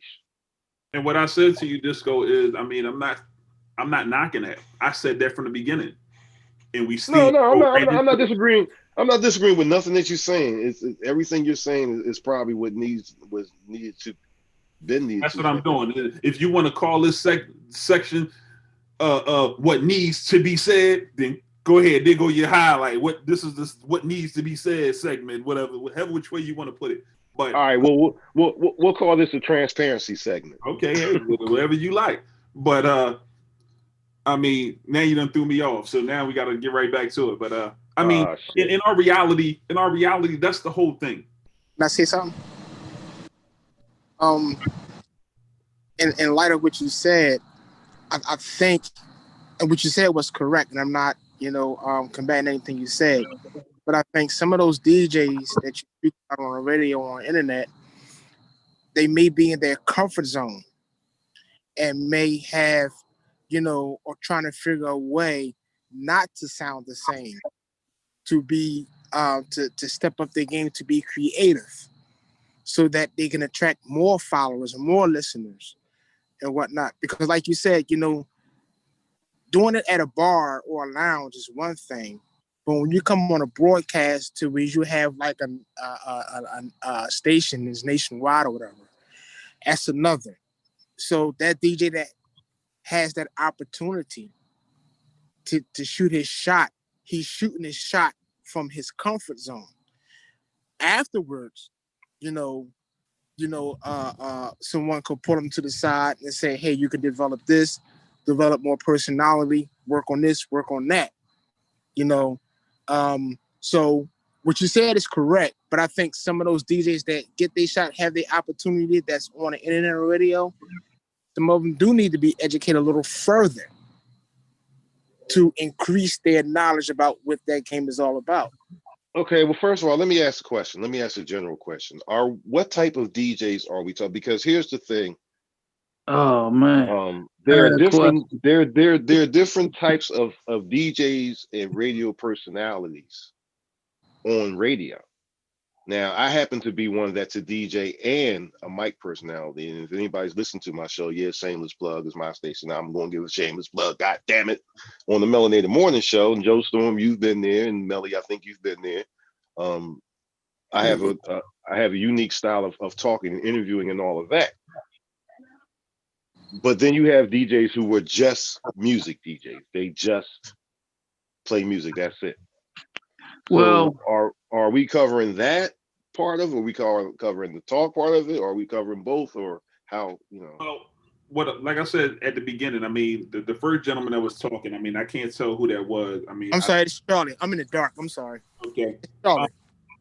I mean, you actually, I seen when you jumped in. You actually jumped in at a part where you missed. You kind of sort of like missed the part where I just said with that. I understand that you got DJs that they're playing their safe. They're playing in their safe zone, which is correct. When you first doing your breakout session, because remember, when you first getting in, you don't know what you're doing. You're going to be nervous. You're going to have the butterflies. You're going to have that. You're going to try to stay safe to what you're doing. But once you're in there and you 3, 4, 5 sets in now, I should not hear the same records being played each time, regardless if you're in your safe zone or not. Let's be realistic here. If I know every time Kid Disco or DJ Joe Storm or J Rock or Rod Flash or anybody in here do a set, and then 3 days later they back on there and they doing the set again, and then another 3 days after that they back doing the set again. Why am I hearing? Just tell me from your perspective. Why am I hearing the same songs? Well, I think. Well, I'm gonna speak on the point of like my city. I'm from Baltimore, and a lot of times, like even before this COVID thing happened, DJs would play records. Like you can go, like the DJ would have a party, like they would have a big party, and you would hear 3 different DJs sometime. And it's not everybody, but you would hear 3 different DJs. You can pretty much sing the next record because the next DJ in the other room grade played the same record that the other DJ playing in the other room. So the same thing kind of works for radio for certain DJs, not everybody, but certain cats will play certain things because either is their comfort zone or program director saying, hey, we getting these numbers, we getting these calls. You know, it might be the same people. And a lot of times here in women, a lot of times the females move the crowds. So if they used to playing, hearing the same records over and over and over and over, and they calling in and they saying, hey, we like this, you doing your thing, whatever. The person might have played the same thing like a week before, like you said. So it's kind of like a box. Now you got certain dudes, like guy named here in Baltimore named Kenny K, plays a lot of different music during different days. So he'll change the narrative. Now you got some dudes that'll break out the box, that'll change the narrative of the mixes or what's being played. But I like Kenny. Kenny, good money, man. Yeah. But if you got dudes, hold on, real quick. Let me stop you right there. J Rock, what did you just say? Huh? What happened? You like who? Kenny K. Baltimore. K. The reason why you like Kenny K is what's the reason you like Kenny K? Variety. Joe Storm, you started off your whole situation saying it all depends on what DJs we talking about, and you just basically, I ain't gonna say it, it's not no shot to you, so please don't take it personal. No, go ahead. Do you think? Yeah, you basically just gave kind of sort of an excuse, and other DJ that's in here, correct me if I'm wrong. You just kind of sort of gave an excuse on why it's okay for DJ to play this particular way time and time again. I get it. It's not an excuse at all. I mean, a DJ. What I'm saying. So what is what is exactly is the difference? What's the difference? What's differentiate from you from all these other DJs? That's, let's say Baltimore, since that's where you from. Or you to all them DJs in there because that's what the crowd supposedly is accustomed to? Or do you step out? Well, I always step out the box. I always try to up the bar. My thing, when I play music, I always try to find the records that people forgot about, and they be like, "Oh man!" I try to take you back to a time where you could have been at your grandmother's house, or you could have been playing, or you could have been at a party, or had your first kiss with a girl, or whatever you was doing. I try to bring different points. And then, I'm a student of old school, so I'm a crate digger. Also, let me jump in. Something that I noticed.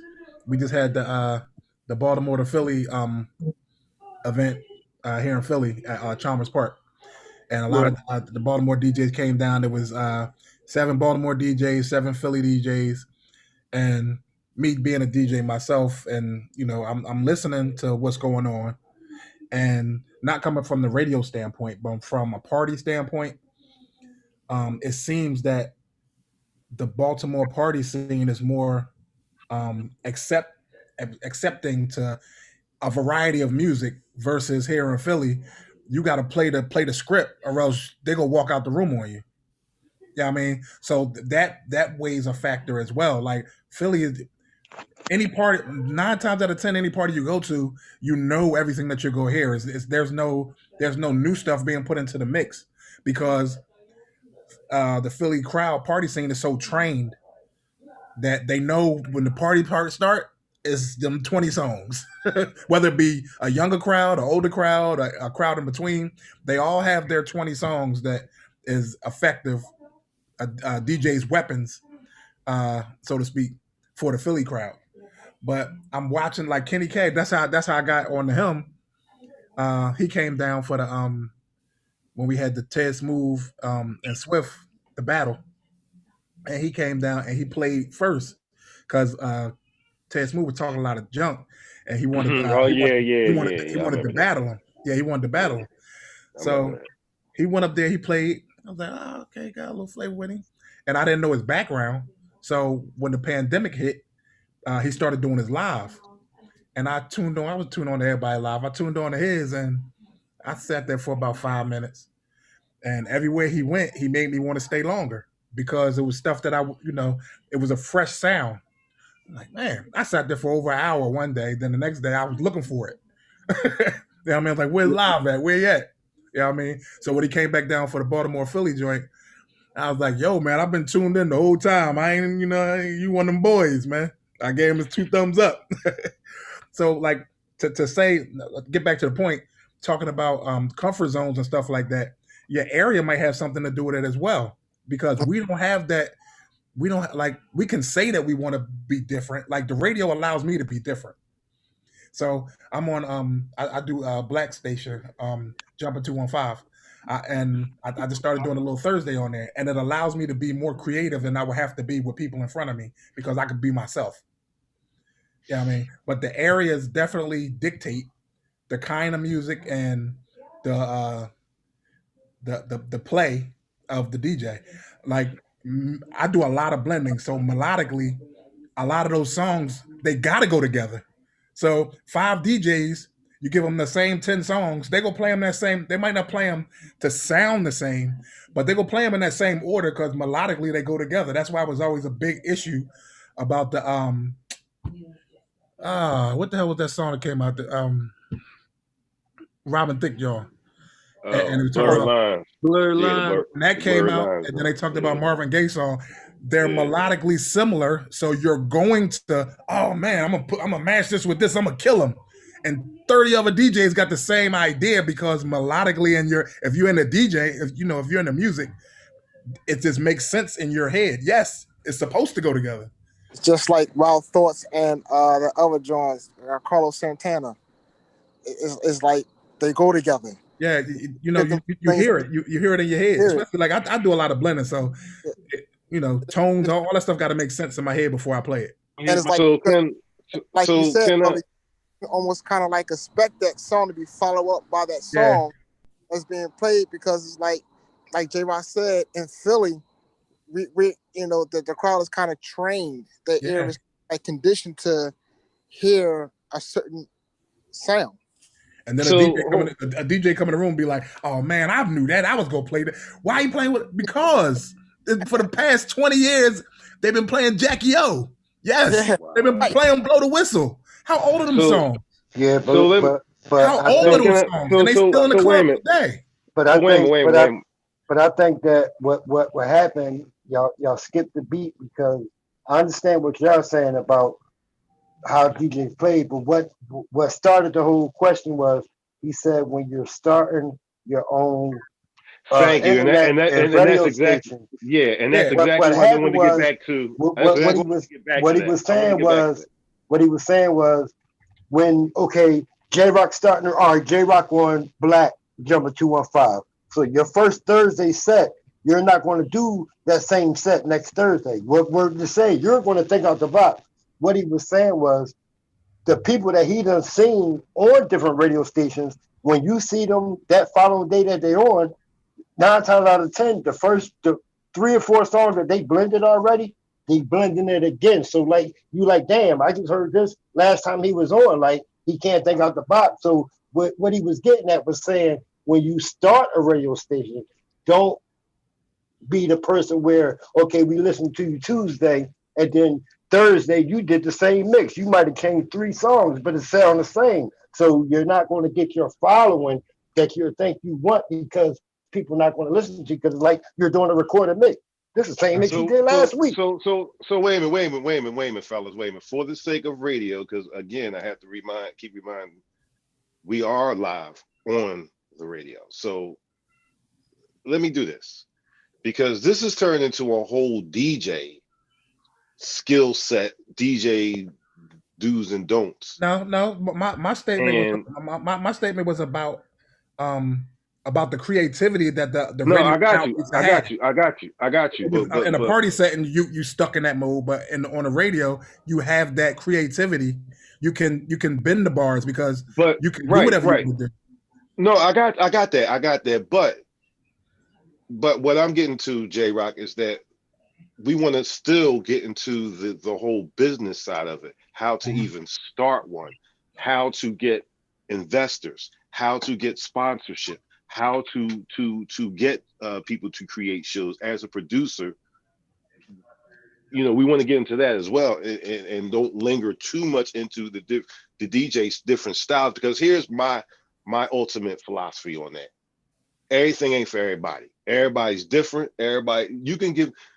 Everybody in here can get 10 songs, right?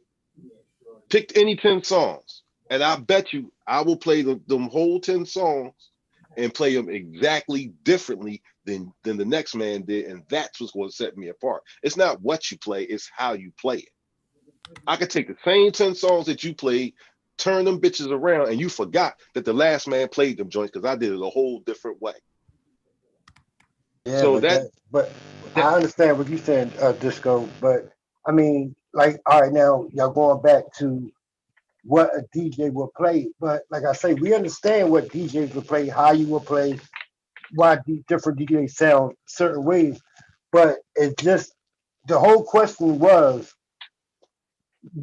how to get followers, but not sound the same way. And like I say, okay, if you know somebody cut Peter Piper and he cut Peter Piper in his mix, then next Tuesday he cut Peter Piper in his mix. Then next Wednesday he cut.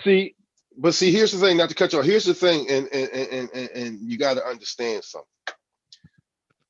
What you're talking about, only DJs, other DJs are going to pick that up or even give a damn about that. The average Jane and Joe Q radio listener don't give a damn about that. They just want to hear their song, and that means they hear it by 5 different DJs 5 times a day.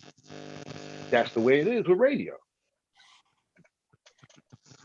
But what I'm saying is, we're going off of one DJ, you, not 5 different DJs. It was, what would you do when you start your own internet radio station, whatever? When you go on and you hear people play, and you heard somebody play Wednesday, and then other DJs played, then the other DJ came on next Wednesday, and he sounded the same way he played last Wednesday. Okay, well, let me ask you this. No, because now let me ask you this. Are we talking about a station that just has DJs? Or are you talking about, because I'm going off. Well, you got to ask Melly that, because I'm going off of what he explained in the beginning. I'm not going off of what everybody. I'm just going off the question. Because the reason why I'm saying that is because this station right here that you're speaking on, station right here, we don't just have DJs. We have DJs. We have talk shows. We have praise shows. We have all type of entertainment on the station. So what I'm saying is, what DJ X, Y, and Z played last week, by the time his show comes next Wednesday, Ain't nobody gonna remember what the hell he played last week because you didn't listen to all the other content during the week. Right. And I let's do mean, this. Let's do this. Let's forget about music. Let's forget about being on air. Let's get to on air. How about that? So what? Okay. How do we get on air? Because the music thing, we're Okay. gonna talk about that I'll, until tell- we blue in the face. and I'm willing to share exactly how I did it, J Rock. Like everything that you said about the sponsors and all that getting up to getting it on air out and you shouting hello to the people for the first time. Let's go there because Okay. musically we're always go talk musically. That ain't Right. Right. I agree with that. Okay. I'm willing to share that. How did I get on the air? Well, what happened? I mean, I've been on the air for damn. I've been doing internet radio on the air for about a good shoot. When did I meet you, J Rock? 2011. I started getting on the internet radio thing when Urban Expressions. For those of y'all that don't know, I was the DJ, the last DJ for Urban Expressions. If y'all from Philly and you know the show, you know Urban Expressions, the video show, longest running video show, award-winning show. So as that was ending, Shelly, who's the co-owner of this station, decided that she wanted to start a different type of show. Of course, me being a DJ, I wanted to keep on DJing. So, and that's why I said you were intricate in this discussion for me, J Rock, because that's when I started hanging out at the cafe and I met Ty Chappelle. And Ty Chappelle had already had what was it, Live 365 going. And I joined it and I started broadcasting live. Once a week, I had a old school vault show, something to that nature. So how I did it was networking with people. Now, if you want to start your own, let's go with starting your own first. Or unless you just want to be a guest DJ, you can go to the owner, ask them, hey, I want to be a guest DJ. Usually, like myself, if somebody comes to me and says, I want to do a guest spot on your show, I'm going to ask them to send me a 20-minute, 15, 20-minute mix so I can hear it.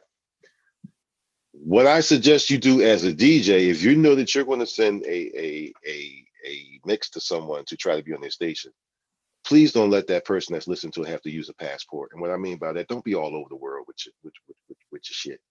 Make sure it makes sense. My mixes are methodical so that they make sense. You're not doing one genre, then you're all the way over here, and then you're all the way over there, and can't nobody understand what the hell you're trying to say. So once you get on air that way, that's one way to get on air. Another way is you can start your own radio station. It's very easy. It's kind of pricey depending on what your pockets look like, but there are a couple of good programs out there. The one that we use here is radio.co. Radio.co is good because it also comes licensed. I do suggest that you purchase your own AppScat license. Now, understand something, especially with what's going on with Facebook now. That AppScat license does not cover you from YouTube. It does not cover you from, it damn sure ain't gonna cover you from Facebook, Periscope, and all the rest. They don't cover that. They consider that a third-party entity. But if you're going to run a radio station to keep from going through those problems with AppScat and BMI, I suggest you get a license just to be sure. Radio.co comes with its own license.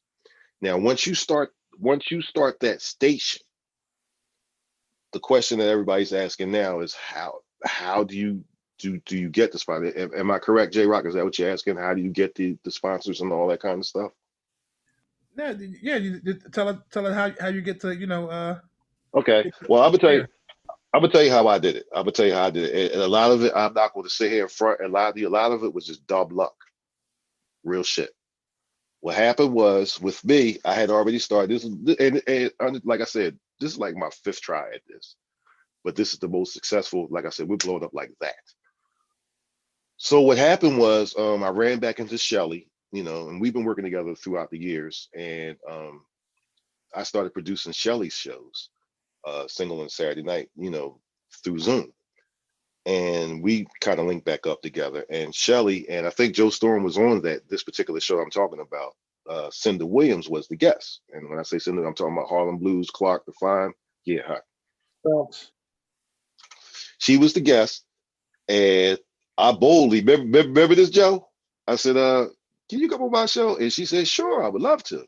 And she did. She came on my show, and I had just started the show. I didn't even start the radio station yet. I was just doing it on Facebook, and she came to the show, and she liked it so much that she wanted to get into radio. And I asked her to be. Well, she had asked me live on the show. She says, "I've heard your work, the podcast work, because I've done a lot of podcasts." And she said, "I heard your work, and I really like what you do. Would you like to work with me with my podcast?" She already had a podcast out. And I said, "Sure." She said, "I really would like to start a radio show." I said, "Well, why don't you? I'm thinking about starting a radio station. Would you like to put your show on the station I start?" She's like, "Sure." So we bartered. I said, "Well, I tell you what, I don't want your money because your money don't mean nothing. And this is key, fellas. You gotta understand this. It's not always about the dollar. Joe, you remember we talked about this. It's not all about the dollar you're gonna get right now. You gotta look at the bigger picture. And I saw the bigger picture. It was COVID. It was COVID, and all these people, all these celebrities were home. So I started going at it. Boom, boom, boom. Because I was already vetted through Shelly. So me asking her to be on my show, she loved it. She's like, "I would like to do this on a regular basis." I said, "Well, I tell you what, I'll do all your production work if you be my co-host on the Melanated Morning Show." Boom. And that's how that partnership was made. So because of that, people wanted to back her, and the thorough type of person that Cinda is, she says, "Well, it's a package deal. You take me, you got to take my partner. Kid Disco is my partner. The stations, I'm loyal to the station." So that's how she set up a deal, a meeting with an investor, and the investors wanted to see the numbers. Now, the analytics are important. They're very, very important. Now,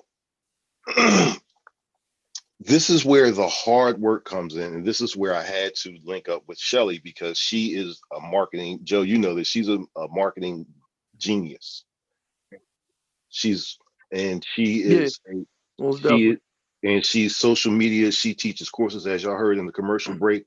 We actually started doing webinars, her and I. I teach the technical part, and she teaches the marketing, the social branding, and she's also a social media coach, the whole 9 yards. So how we did it was, investors were interested in Cinda, so they started paying attention to our show.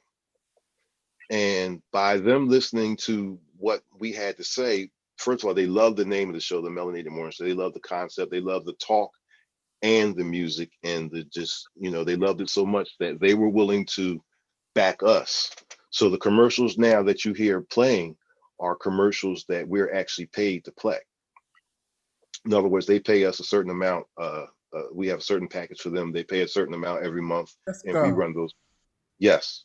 I love you, man. But can you tell us how you plug the wires in and do all of this physical stuff? Oh, you want the technical part? I thought you wanted the business part. How you get your I'm telling you. You got to go to ASCAP. You got to do those things, whatever you have to do to get to the radio station. We all know your story. Okay. I'm sorry. So we're trying to. Okay. So how you go? You can go to app. I'm sorry, brother. You can go to appscap.com, right? And they have certain packages on there. What you want to get is for internet websites and internet radio stations. You really don't need the higher packages, because those are for if you have an actual venue. Like if you have a store, you have to get a certain type of license for that. If and you're playing music, or if of course, if you have a bar or club or whatever. What all that you need for this is, and it's the lowest tier. It's for internet radio stations and websites.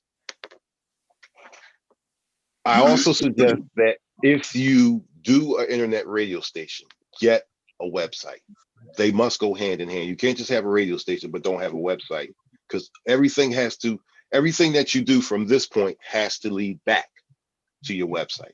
So we go get the AppScap and the BMI license. Now, depending on when you get it, because I only wound up paying like $2 something for the rest of the year when I got it. So I suggest you pay for that for the year. Get you a good radio platform. Like I said, the best one that I've worked with there's 2 of them. Live 365 is one of the best, and radio.co. Radio.co, I like that one because automatically records once you set your DJs up. It it uh it has podcast capabilities. You can put your commercials in there. And it also interacts. It coincides with whatever website that you set up. Okay. Um, once you do that, and you can schedule your DJs and all of that kind of stuff.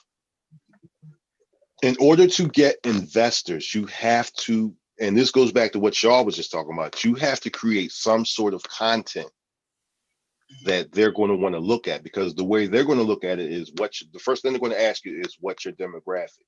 So all the DJs on this panel right now, do all of you guys know what your demographic would be? You know, what your target audience would be, because that's going to determine what type of music, what type of content you come up with. J Rock, let's start with you. I want the 50 and up, so I get it. Say it again, Flash. I want the 50 and up, so I get what you're saying. Right. So it depends on what your demographic is, you know, as far as how their style of play. Now, what Melly is saying is true to a point. Because let's go with the Jazzy Jeff Peter Piper thing. There are people who actually pay to see that shit every time he does it. And he has actually said, I don't like it, but I got to do it because that's what they want to hear. So that goes, you know, it goes back to your demographic. But you have to get some business things. There's also some other things that you should get into place. You should think, now this is going to be kind of pricey, but it's a good thing to do. Copyright the name of your station. And if you have a particular show, copyright that. Now it's going to be expensive because you have to get what's called an IP lawyer in order to, you know, to get this done. You can do it yourself, but it's going to take forever. But when you have an IP lawyer, it goes a whole lot faster, but they start at like $1,500 a piece. They are not cheap. Another thing that you want to do is start to build a bio for yourself and build what's called an EPK, an electronic press kit. The first thing that any investor is going to want to look at is they're going to want to look at your numbers. They're going to look at your electronic press kit. They're going to know, they're going to want to know who are you, like I said, what's your demographic, what's your numbers, what's your average numbers, what's your peak numbers, what's your off peak numbers. And if you're going to start a station, you need more. I can't say this enough, and I'm not coming to anybody else's station, whatever, but you need more than just DJs. The reason why I say that is because in this viral age that we live in this technology age, anybody can go to Spotify, iHeart, or whatever and listen to music. Hell, we all DJs. You can play your own shit. Give people, there are millions of radio stations out there, gentlemen. Give them a reason to tune into your station. J-Rock, I'm going to use you as a prime example. Remember when you was doing your get your socks dirty thing every day when COVID first hit? Yeah. You gave me a reason to tune in because you were interactive. You did as I call it, the norm treatment. When people come in, Norm, y'all remember Cheers? Some of y'all don't lie. Some of y'all mofos as old as me don't lie. J-Rock would literally sit there and welcome the people into his live experience. Where it got to a point where I was actually saying, okay, damn, it's 10 minutes to J-Rock. Give people a reason to want to come. You can play the same music. You have to be entertaining. If you're just sitting there playing music, fellas, now that same music is really going to resonate in it. Like, damn, I heard this shit last week. I know I heard this bullshit somewhere before.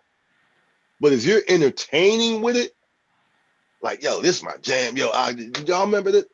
Entertain. You have to give people a reason to want to come in. You have to have all your business things ducks in a row, because the bigger you get, the more eyes are going to be looking at you. The more eyes are going to be looking at you, I'm going to be real with you. They're going to want to steal your shit. So have your shit in order. Have you a lawyer? Make sure that you're copywritten. Make sure that you're licensed. You got Doc down there in 94.5 The Blaze. What's your take on it? I pretty much agree with him too, but I like a lot of the shows. I probably about 40% of my shows on my station is DJs, and they pretty much vary, you know, and different sounds, different tracks, and different genres and stuff. And then I have the Cheryl Underwood show that I'm broadcasting, and then I just picked up another one that's actually paying us. That's actually paying us from out of LA. So, and that actually pays for my overhead that I have and everything. So, I totally agree with that. You got to have everything in order. I use radio.co as just as well. And just like what Disco said, the same thing. Just had to have everything in order, so you don't get no blowback on any level. Because there are people who's watching, people who do their research on every station and stuff like that. And that's another thing that you can do because we run the Cheryl Underwood show as well. That's another thing that you can do to add more content to your station, because you got to remember, you're talking 24 hours a day. You got to fill that content. So you probably did the same thing I did, Doc. She has an affiliate, and you just sign up for the affiliate, and and that's good promotion for you, because now she's going to call your station now as an affiliate. Yep. With my show, the Melanated Morning Show, I'm affiliated with 4 other stations. They run it at the same time I run it. So, right. And they, that's more exposure for you. There are a lot of different ways to definitely get exposure. Now, once you start getting into sponsorship, where these people are actually paying you to run their commercials. Not only are they going to pay you to run their commercials, anytime you have a live event, J-Rock, let's say you have a cafe situation going on. Now, you can say a cafe situation sponsored by Dunkin' Donuts. And they're going to, or sponsored by Target, or sponsored by Walmart. So now what's going to happen is you're not paying for the venue, you're not paying for the food, and they're going to have free giveaways and all that kind of stuff. And they're going to also, when you get a banner that says International DJ Cafe, at the bottom is going to say sponsored by Walmart. So that means that Walmart is actually going to advertise your situation in their stores. Everybody follow me on that? Yep. Got you. Yep, got you. Which is what I have started to do. Joe, you're actually a live witness of what I've been doing with me and Shelly. Not I've been doing what me and Shelly have been doing, because I'm not doing this by myself. Yeah. Just in case you listen, CEO, I'm sorry, I didn't mean that. So, and I'm even taking the chance now, because I'm doing a special thing. Because usually, like I said, we run them every half an hour, but I'm going to forego the commercials because there's too many fellas here on this forum. So, those of y'all that are listening on Grown Folks Radio, buy Dunkin' Donuts. Amazon is hiring. Target is hiring, and go see Dr. Ramon Diaz. Yeah, okay. There's your commercials. Go ahead. No, because we live on the air. I got to do my thing. I still got to pay the bills. Now, I do have another suggestion for you guys. Anybody that wants to get into talk radio, the best way to do it nowadays is Zoom. And the reason why I say Zoom is because Zoom is what's user friendly to a lot of people. There are some others that are out there that are way bigger. Like there was a guy that we interviewed the other day, Joe Pardo. Joe Pardo was like the super king of the podcast. Like he was saying Zoom is good, but there's another one that's oh shoot, Joe, help me out. StreamYard. StreamYard, thank you. StreamYard is good. StreamYard, yeah. StreamYard and WebEx. That's what it was. Yeah, that's the one that this guy was talking about. They're good, but they're a little bit intricate for your average user. You got to remember, if you're doing this internet radio thing, if you're asking people to come onto your show and interview J Rock, I've seen you do it before, Flash. I know you do it. When you're asking people to come to your show to interview, you have to make it as painless as possible. If they got to go through too much or they got to download the app, yada, yada, 9 times out of 10, your interview is not going to go that well because they're already pissed off because they had to go through all that to get on. And they might just say the hell with it. So Zoom is the best way to do it. And now that Facebook has fallen out of bed with Zoom, I don't know what the hell is going on, but you can no longer go live from Zoom unless you use Restream. Damn, you can. Damn, I didn't know that. I haven't. Yeah, I let everybody else do the lives now, but this just happened like a week ago. wow. In fact, I was me and Shelly was doing an interview with Keith of the Block, and that's how we found out. Like we're like, oh, why can't we go live? We kept trying to go live. What the hell? So we Googled it, like, oh, and that's when it was, So Restream is a good thing to use. You can do it, but it has to be done in a conference form. They won't allow you to do it. The only portal that you can use is Restream, but if you're trying to do it Facebook, Zoom is going to block it because it's not a conference. Yeah, they fell out of love with each other. So no, what it is, they want more money. Yeah, coming down to the money now. Well, whatever it is, you can't do that any longer. Also, another thing I want to talk about that nobody really I want to talk about is the equipment that you're going to need to do this and do this efficiently. Melly said it earlier. You can't do this from your phone. It's not going to work.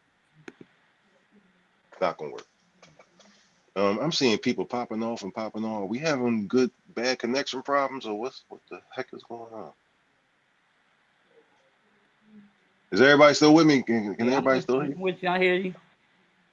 You can't do this from your phone, and you can't really do this. You should get a good condenser mic. Definitely get a good condenser mic. Get a good. I would suggest you get some type of a good mic stand, some type of a good, swing arm or whatever. It's good to have a good laptop or desktop just to broadcast from and use another separate situation for the music you want to play. Playing the music on the same joint. I tell people that all the time. Never broadcast from the same laptop or same computer that you spin from. Never. Yeah. That's what I say. I tell them that all the time because that's not a good thing. You will it compresses after a while. Yeah, it compresses the sound. It just totally jacks your sound up. It really does. Another thing, you should try to stay as visual as possible, especially when you're DJing. Because if you're a DJ that doesn't really talk a lot, then that's when you definitely need to be visual so that they can feel like they're a part of the experience. Wave at them, hey, how you doing? Do something. Do something to, grab their attention or whatever. That's it from my end. But I want to put this out there too. Like say, like a couple times that I had did like a simulcast to through Zoom and Facebook and through another platform as well, where there are some DJs who are not mindful of their sound, not connected correctly, because if you don't connect correctly, like through Zoom, for example, if you don't connect it correctly through that, it's gonna sound like crap, And I try to, I even shared a video or two on how to make sure that the sound is correct. They just have to know, they have to check the sound connections, even in like sometimes radio.co. I get every now and then, not all the time, but every now and then the something changes, and I Yeah, got to do you go in get and kicked? make sure. Have you ever been live and all of a sudden they just kick you out? You come back Yeah, on, they kick you off yeah, again, just yeah. off and on. Like, I, what the? yeah, I have no understanding of that one bit because it does that. It does that like every couple weeks on me, and the timer be going. Next minute, you know, that bad boy kick you off and it comes right back on. I don't understand that.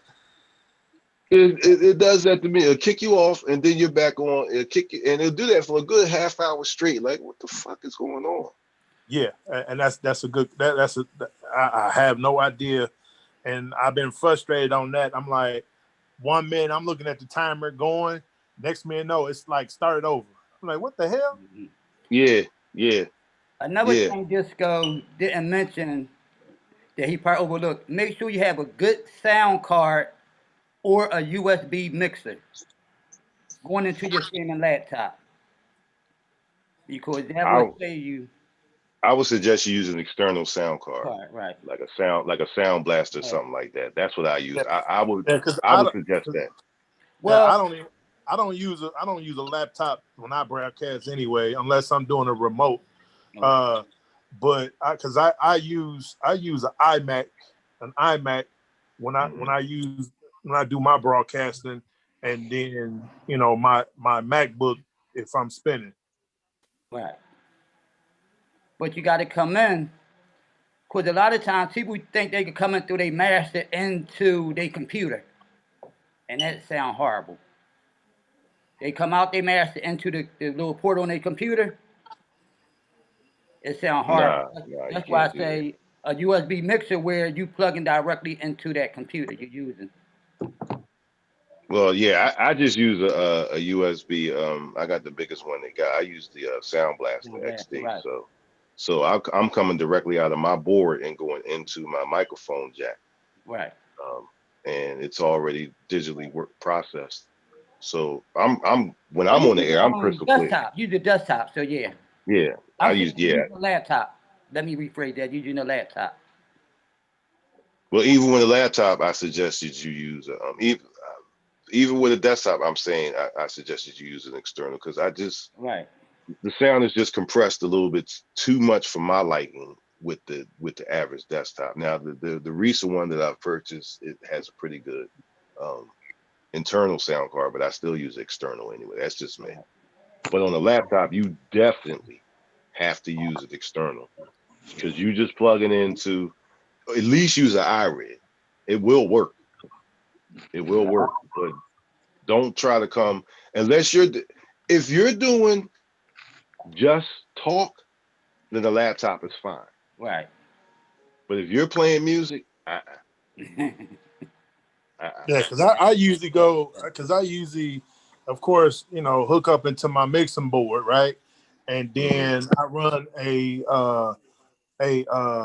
audio genie connected from there going into my computer, and I'm straight. Yeah. To my desktop, well, to my iMac. and yeah, you got to have a buffer in between. Is my point because to go straight to your laptop it's not going to sound right. It's going to sound like trash. Yeah. And I can't stress this enough. Whether you're doing podcasts, whether you're doing radio, stop using your phone. Oh my God, I hate that. Stop using your phone. I don't want to hear your phone ringing, guys. We sitting here talking about what's going on in the White House, and all of a sudden your phone ring because Pookie needed. Come on, man. Yeah. I mean, if you coming in as a guest into somebody, That's different as a guest. I'm talking about if it's your show. Oh, and you running. Nah, I'm not talking about. Listen, come on, Joe. You've been with me. I ain't never gonna ask nobody. Yo, you better have a computer if you want to be a guest. Man, you don't kiss my ass. You lucky I'm here. The fuck is wrong with you? But nah, I'm talking about if you're the host. I've seen people actually host their show from their phone. I'm like, oh man, this sounds like garbage. Yeah. Really? Like that? You see, because see what happens with Zoom is this is what happens with Zoom. it's best to stream with a direct connect with the Ethernet cord. Wi-Fi, you can do it, but now you're gonna have to fight for position with the other Wi-Fi users that's on the call. Yeah, you're So, right. so you notice how if you're on the phone and if somebody else is on the phone on Zoom, it seems like when one person talks, the other person you just can't hear them at all. Yeah. That's the bandwidth fighting for position. Yep. So now, if you're the host, you have to compensate for that lost bandwidth. Well, you can't do that with a lot of Wi-Fi systems. Ethernet cable, and unless your router is potted meat, Right. it's going to compensate for that because it's the KPS is. I hope I'm saying that right.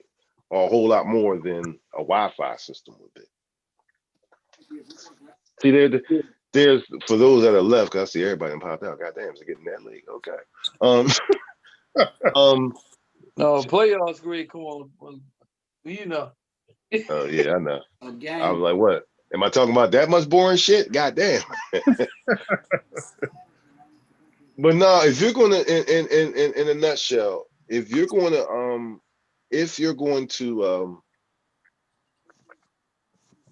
start an internet radio station, again, you got to give people a reason to want to tune in to your station.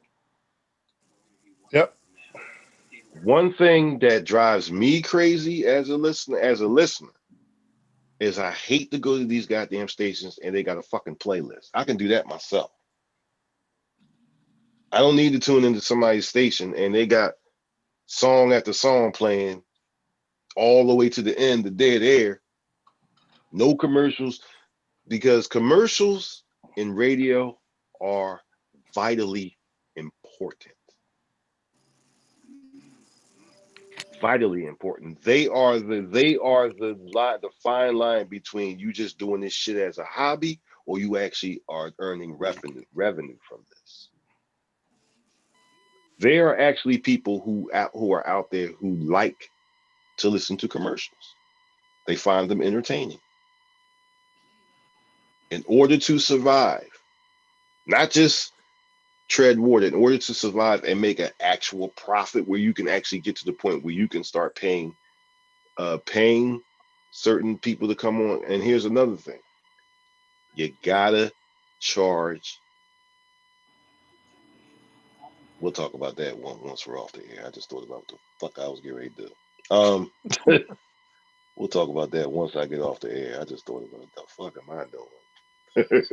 The fuck am I doing? I'm ready to let the Doc. I think you know where I was going with this. I was, whoa. Hey, you see me turn my head like. Shut the fuck up! Shut the fuck up!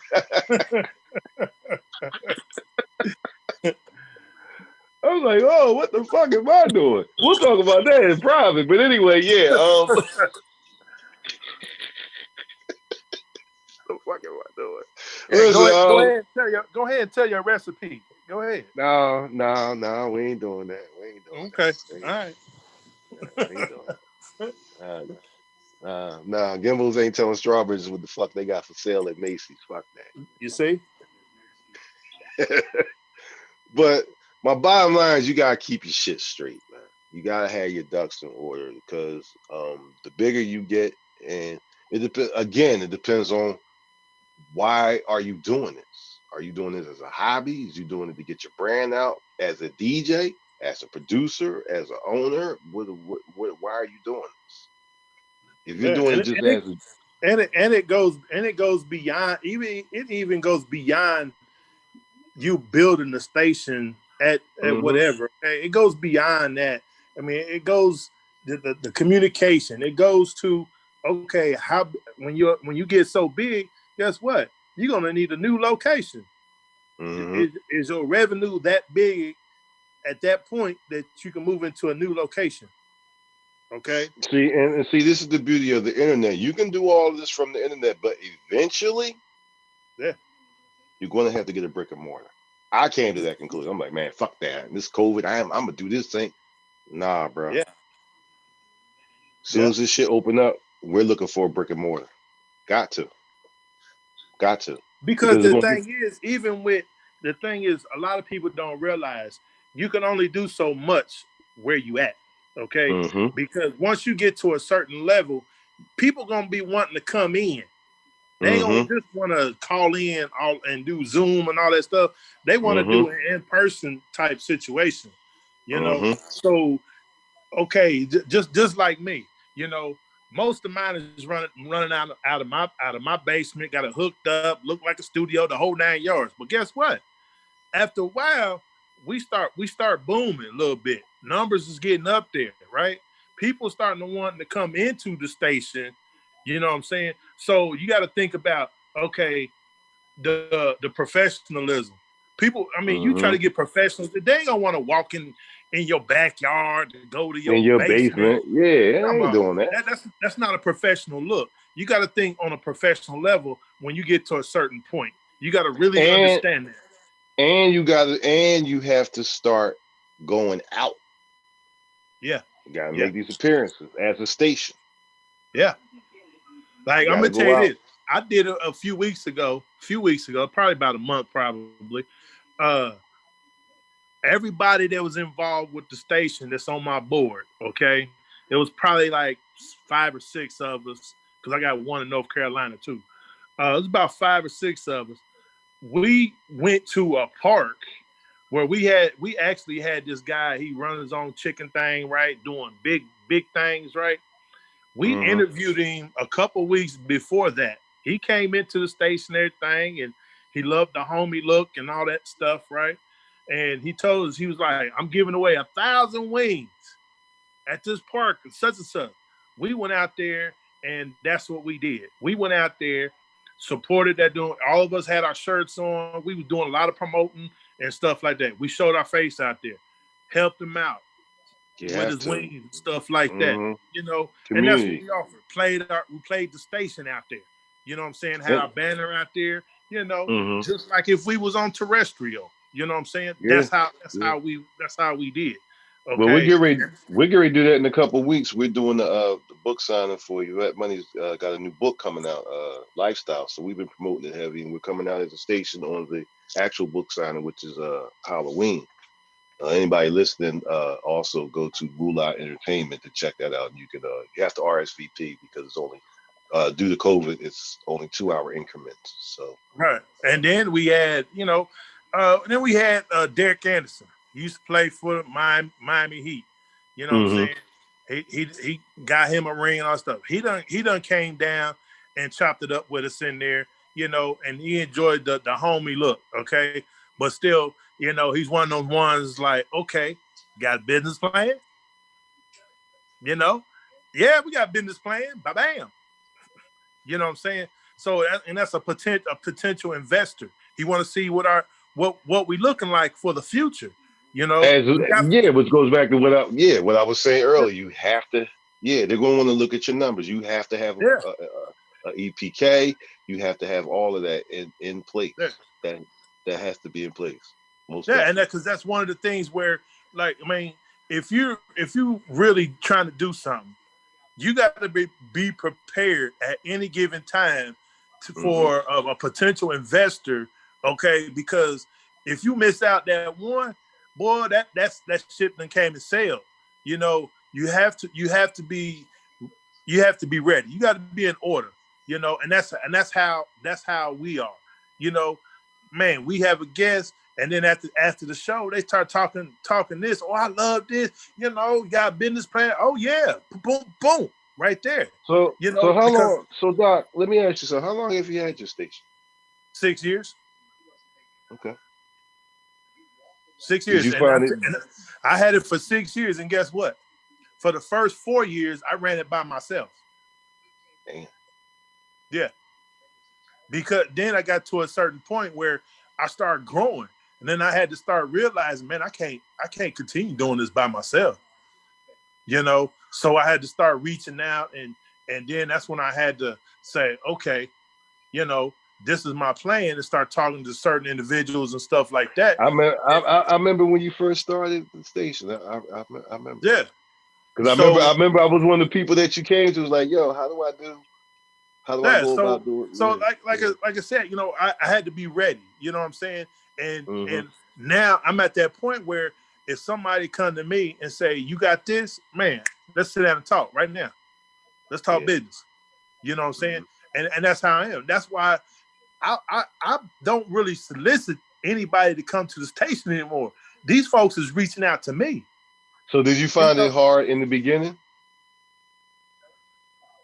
it honestly didn't get hard until the third year. The Why first you say couple that? years, was kind of easy. You know what I'm saying?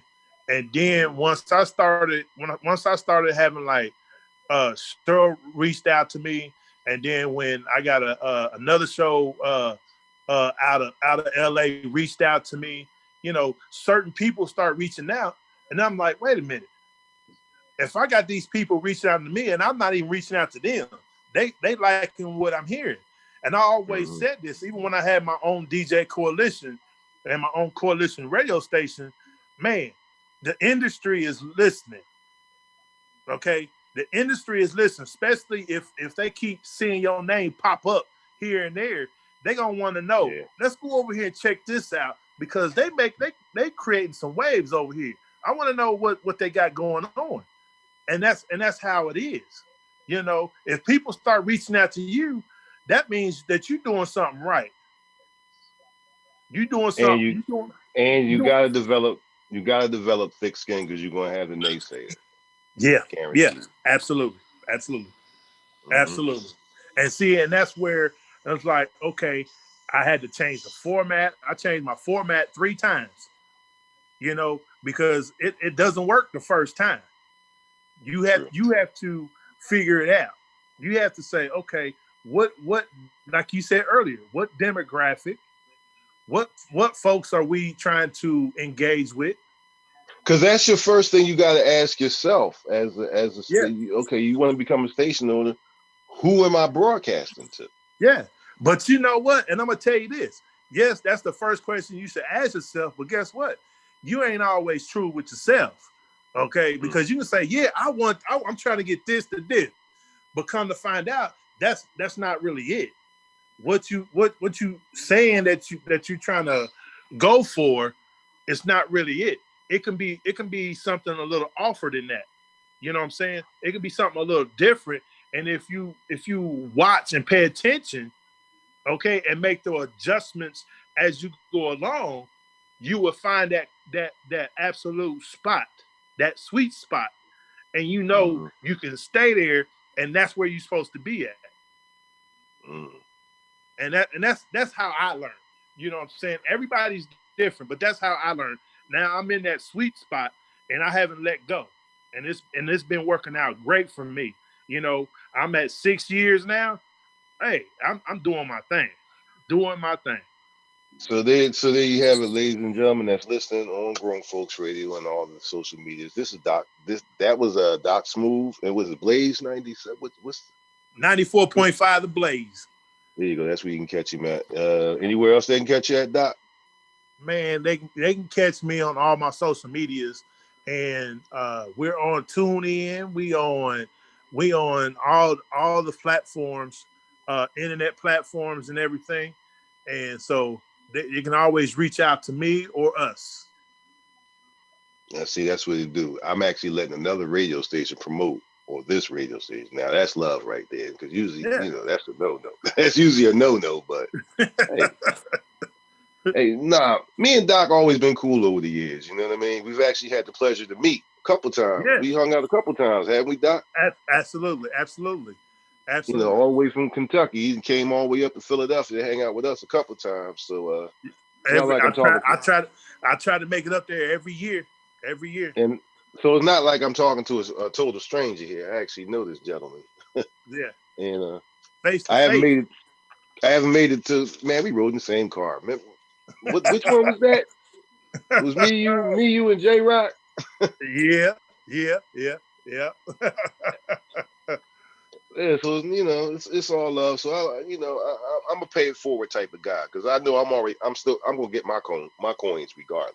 Absolutely, absolutely. Because Shelly and myself have been working so hard, so we're gonna get our coins. But we believe in share alike. I Yeah, don't. and I'm gonna get Kid Disco on an interview on one day on our station as well too. Oh shit! You know what? I'm a great interviewer. I'm a talker, as you can see, but I'm a horrible. I interview horribly.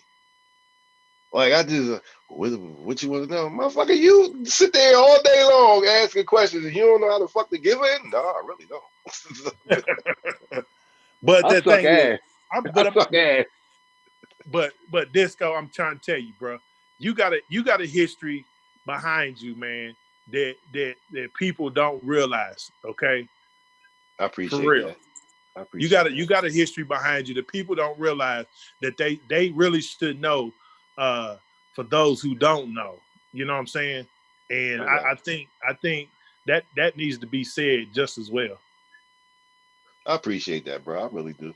Hey, listen, man. I just that's why y'all need to tune in. Those that the podcast is coming soon. The 215 John back in the day in Philly, PA, and the book is coming.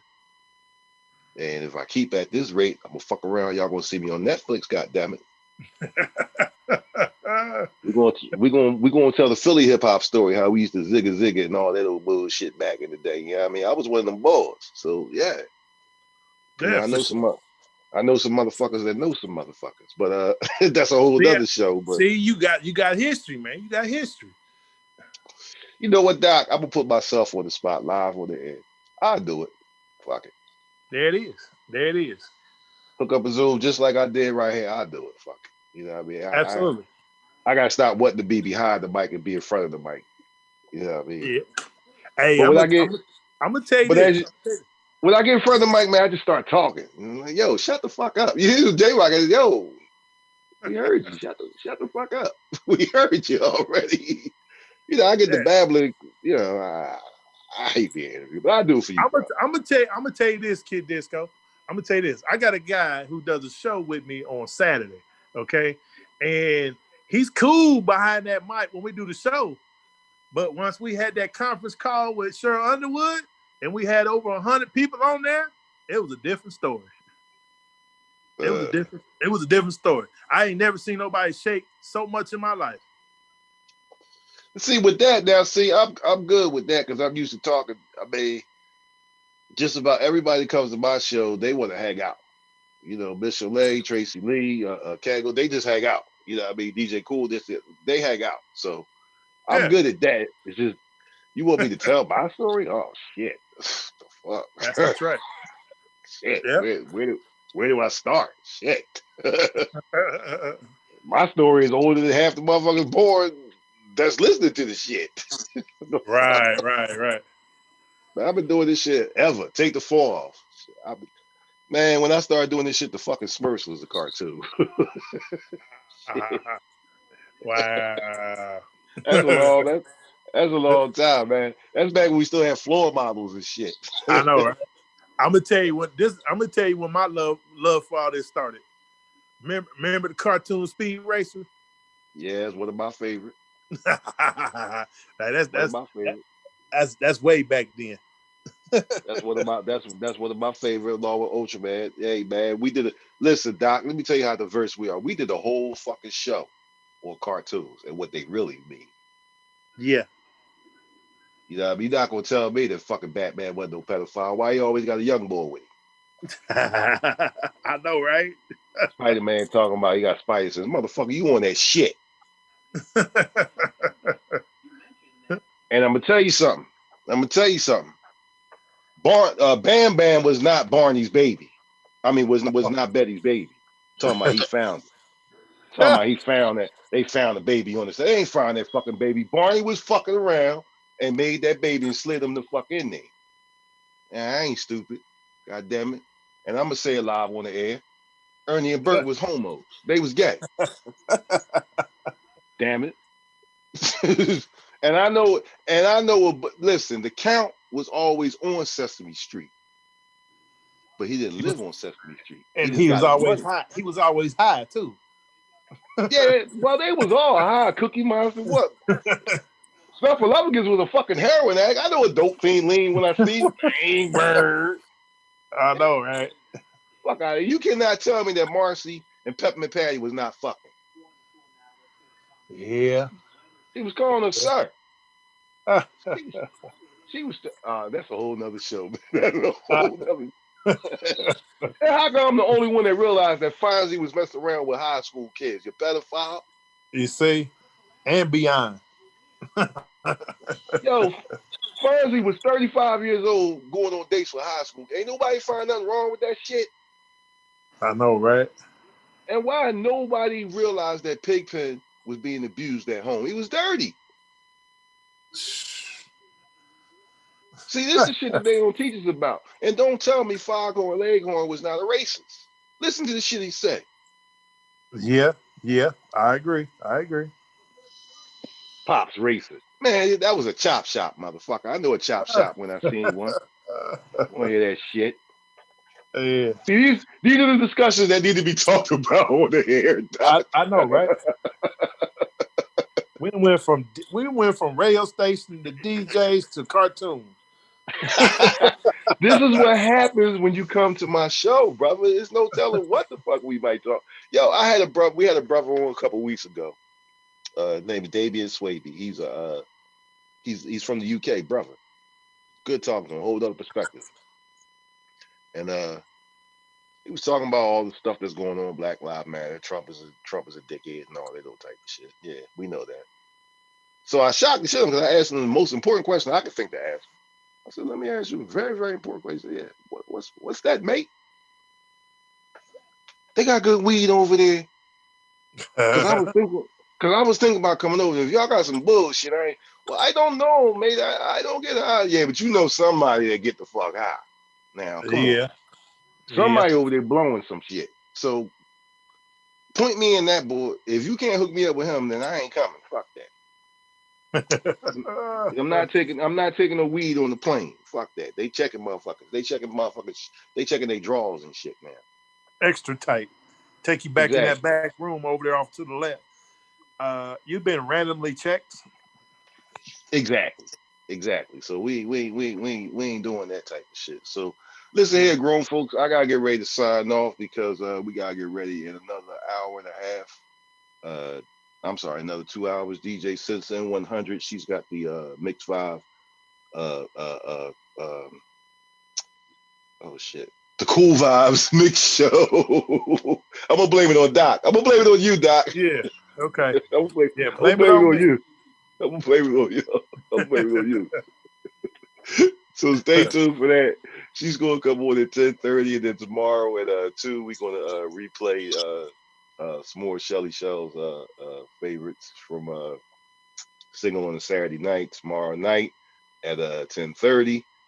We got at 10 o'clock. I'm sorry, you got DJ 6 Foot.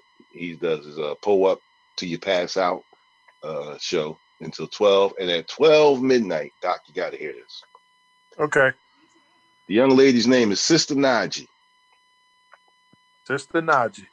The name of her show is called Head Games. Uh-oh. Yeah, she got homework. And she brings homework. Yep. You said it right, brother. You said it. Let me put the alert on my phone.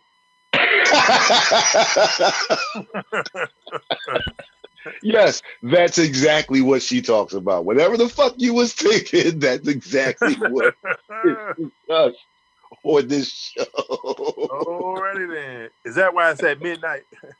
Yeah. Oh, there you go. but we smooth it out because on Sunday afternoon we have the Dr. Letitia Webb Gospel Show. See, I guess so. You gotta repent and be forgiven. And then at 8 o'clock, I want y'all to tune in for the Old School Sunday Show. That's with me and Old Man. You know how we do. I do from 8 to 10. I do all the hip hop. I play all the B-side, the shit that you forgot about. You know, I play hey, Doc, you ever heard this? The Ooh Yup song, the Ooh Yup music. You know, you play that, and somebody said, that was a joint. And what do you say, Doc? Ooh Yup. Now, Doc, you've been knowing me for a minute. You know I play that shit, Doc. You know, of course. I play that. So, and then we going back into the Melanated Morning Show, 10 o'clock. I want y'all to stick around because the PPC radio show, that's on Wednesdays. You got the Cheryl Underwood show, who's on this station, and as well as, what's that station again, Doc? 94.5 The Blaze. That's where you can catch Cheryl Underwood at as well. And I believe we have a DJ who does double duty, DJ K Swift. He's on this station from time to time. He's on your station from time to time. Yeah. Well, that's my home. You know how I look. Yeah, of course. I'm a mixed villain affiliate for the rest of my life. You know how that goes. Shout out to the villains. You know what I mean? Yeah. So my homies too. Him and Nikki Butters. Yep. Yeah, Nikki Butters and the legendary DJ Spin Bad, DJ Vader. Yeah. Yep. Technique, Big Les. Yeah. That's the villains. Perry P, the only MC for the villains. Yeah. That's right. So so we're gonna sign off from the radio. We're gonna sign off from all the social media or whatever, because like I said, I gotta get ready to push because I am producing a Sin show. I do a lot of production work. I gotta try to get everybody to learn how to start self-producing. See, there it is. That's a whole nother class. Man, brother, I might be producing 2-3 shows a day. See, there it is. And at 2-hour pops, you know how that goes, Doc. Yeah, I sure do. That's a lot Look, the thing is, I'm helping somebody else's radio station as well. Oh, damn. See, I'm not only doing mine, but I'm helping somebody else. And that one's an all gospel station. Oh. So this gospel show that I'm producing now, this is I'm not gonna lie, this is my first time producing a gospel show. Right. And when Dr. Webb came to me and asked me if I would do it, I was like, well, I'd rather you got another producer. I don't know nothing about gospel. I don't know. I'm a heathen. I smoke and cuff a lot. A lot. So we actually got together, Doc, and we've been doing a good run of it. It's actually a good mix. It's a very good mix. She loves the heathen perspective. For the most part, I sit back and listen to the word, and right. And it's not just her preaching. It's more talk. A couple songs here and there. We do a little bit of a praise mix. Right. In fact, Doc, we could talk about it. You're welcome to affiliate if you need some Sunday morning content. Well, let me see. I look at my schedule and see, because like I said, I pretty much got some things, with the Cheryl, because her show is 4 hours now, and yeah. I had to cut it down. Yeah, and then I got another lady. She does 2 hours. She's the Praise Party Commander. Praise Party Commander. I like that. Yeah, and that's what she does. She does that from 8 to 10. So, we'll see. And before I forget, before we start off, I gotta mention this: the co-CEO of this station, Grown Folks Radio, every day for the month of October. This is phenomenal, Doc. You're gonna love it. She's doing 30 interviews in 30 days. Okay. Started October the 1st, and she's had Keith from Up the Block, DJ Cool, Ralph McDaniels, Joe Pardo. She's had some really amazing people on here every day. Okay. I forget who's tomorrow. Dang it, and that's messed up that I forget who's tomorrow, and I'm the one that's running the board. Yep. Shit on me. That's all right. Look, that's all right. It'll come back to you tomorrow. Yeah, tomorrow, right before 5 minutes before the show, that she tell me who's supposed to be on. That's that bullshit. So we get ready to sign off, y'all. I'm ready to run some commercials and Facebook and Ustream, Facebook and YouTube, and all of y'all good folks. Thanks for tuning in. Later on tomorrow, I want to announce this. Doc, you might want to tune in for this. All right. We're going to replay the interview that everybody keeps asking me about, the Jaguar Wright interview that we did. Brother, when I say she went in, all right. Listen, I'm just going to put this disclaimer. You're going to be a little bit angry if you're a Cat Williams fan, if you're a Jill Scott fan, If you're an Erykah Badu fan, if you're a Common fan, if you're a Dice Raw fan, Jay-Z, yeah, that's how many people she put out there, bro. She with it. Yeah, she with it for 2 hours. Yeah. So y'all want to tune into that tomorrow. 1, 2. All right. Oh, there he is. Yeah. So y'all want to tune in to that tomorrow. That's going to be run at 8 o'clock tomorrow evening. In fact, we're gonna run it twice. That's how hot the shit was. All right. Brother, I'm just glad that I'm not on her bad side. Shit. Woo, man. She talked about anal sex in the way that just make you want to just. Wow. Yeah. I'll give it a little because we already ran it. We did it live when she came here live. All I know is she was talking about Jill Scott and something to do with anal sex and her ex-husband. I'm gonna leave it at that. Ooh, Yeah, goddamn. talked about a lot of people. Woof, woof, woof, woof, woof, woof. I'm just glad that she did it on Grown Folks Radio. Shit, because this is a hot shit. So yeah, we're gonna replay that. For those that are listening, we're gonna replay that interview. Earlier we was playing the Lily Lyons interview, and a couple people hit me up. Oh, can I get the replay of that? So we're gonna. In fact, I was thinking probably Saturday afternoon we may replay quite a few of our greatest interviews. Might do the one with replay Ralph McDaniels, DJ Cool, Michelle SWV. As you heard, Jaguar, right? Goddamn. Okay, so having said all that, whew, goddamn, goddamn. That's all I can say is goddamn. Shit.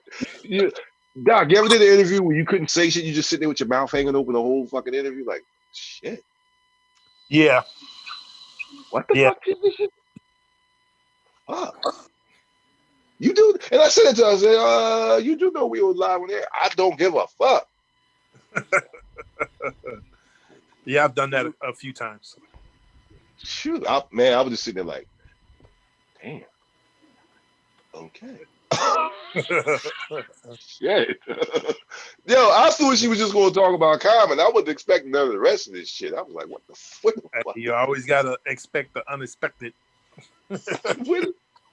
Yo, I truly thought I thought the interview was only going to be like about a good 30 minutes at the most. You know, it was that night. So I figured she was just going to talk about the Common shit, which is what everybody was talking about. You know, her and Common. Yeah. Well, hell, it took her an hour to get to that because she was too busy talking about all the other shit. Like, god damn. Okay. Hey, Disco, you hear the new one about Charlie Mack? Every day somebody telling me that she's still another one.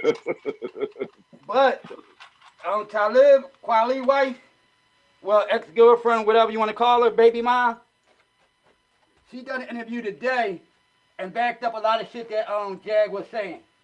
Listen, I'm gonna tell y'all something, and I'm gonna say this live on the air. I'm a pretty good judge of character. I don't think she was lying. I really don't. It was too much passion. Right. Listen, if y'all don't believe me, like I said, we will replay the interview in its entirety tomorrow. Okay? Hear it for yourself. Hear it for yourself. Now, I'm talking about the interview that we did on this station, Flag. Yeah, but I mean, he's saying it with too much passion and conviction. It was too much passion. It was too much passion. Right. And the funny part is this interview is important because the interview that we did, she hadn't dropped the nuggets, and she says it right on the interview. Oh, she hadn't dropped the Jill Scott thing. She dropped it first with us. All that shit with her ex-husband, she dropped it with us because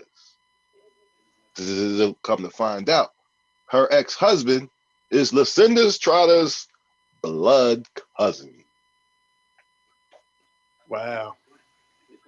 And who is Lucinda Trotter? Might you ask?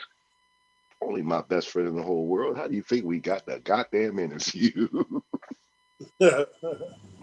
And she said, God bless her soul, she said, everybody else got to pay. Y'all ain't never got to pay us, y'all family. Ooh. So we getting all the dirt. Yeah, we did. That's the dirty part of this business, but hey, it happens. Got to pay the bills some kind of way. Shit. Whatever. So we gonna sign off Grown Folks Radio. We gonna call it a day. We gonna be out of here. Doc, drop them call letters on one more time so they know who. 94.5 The Blaze. See you there. There you go, and that part right there. So y'all gonna listen to some more wrap up mixes and all that little good stuff, all that little wonderful stuff right here. Here on Grown Folks Radio, I'm DJ Kid Disco, and for Shelly Shell, myself, we gonna holler at y'all later. And we're clear with that one. Let me stop.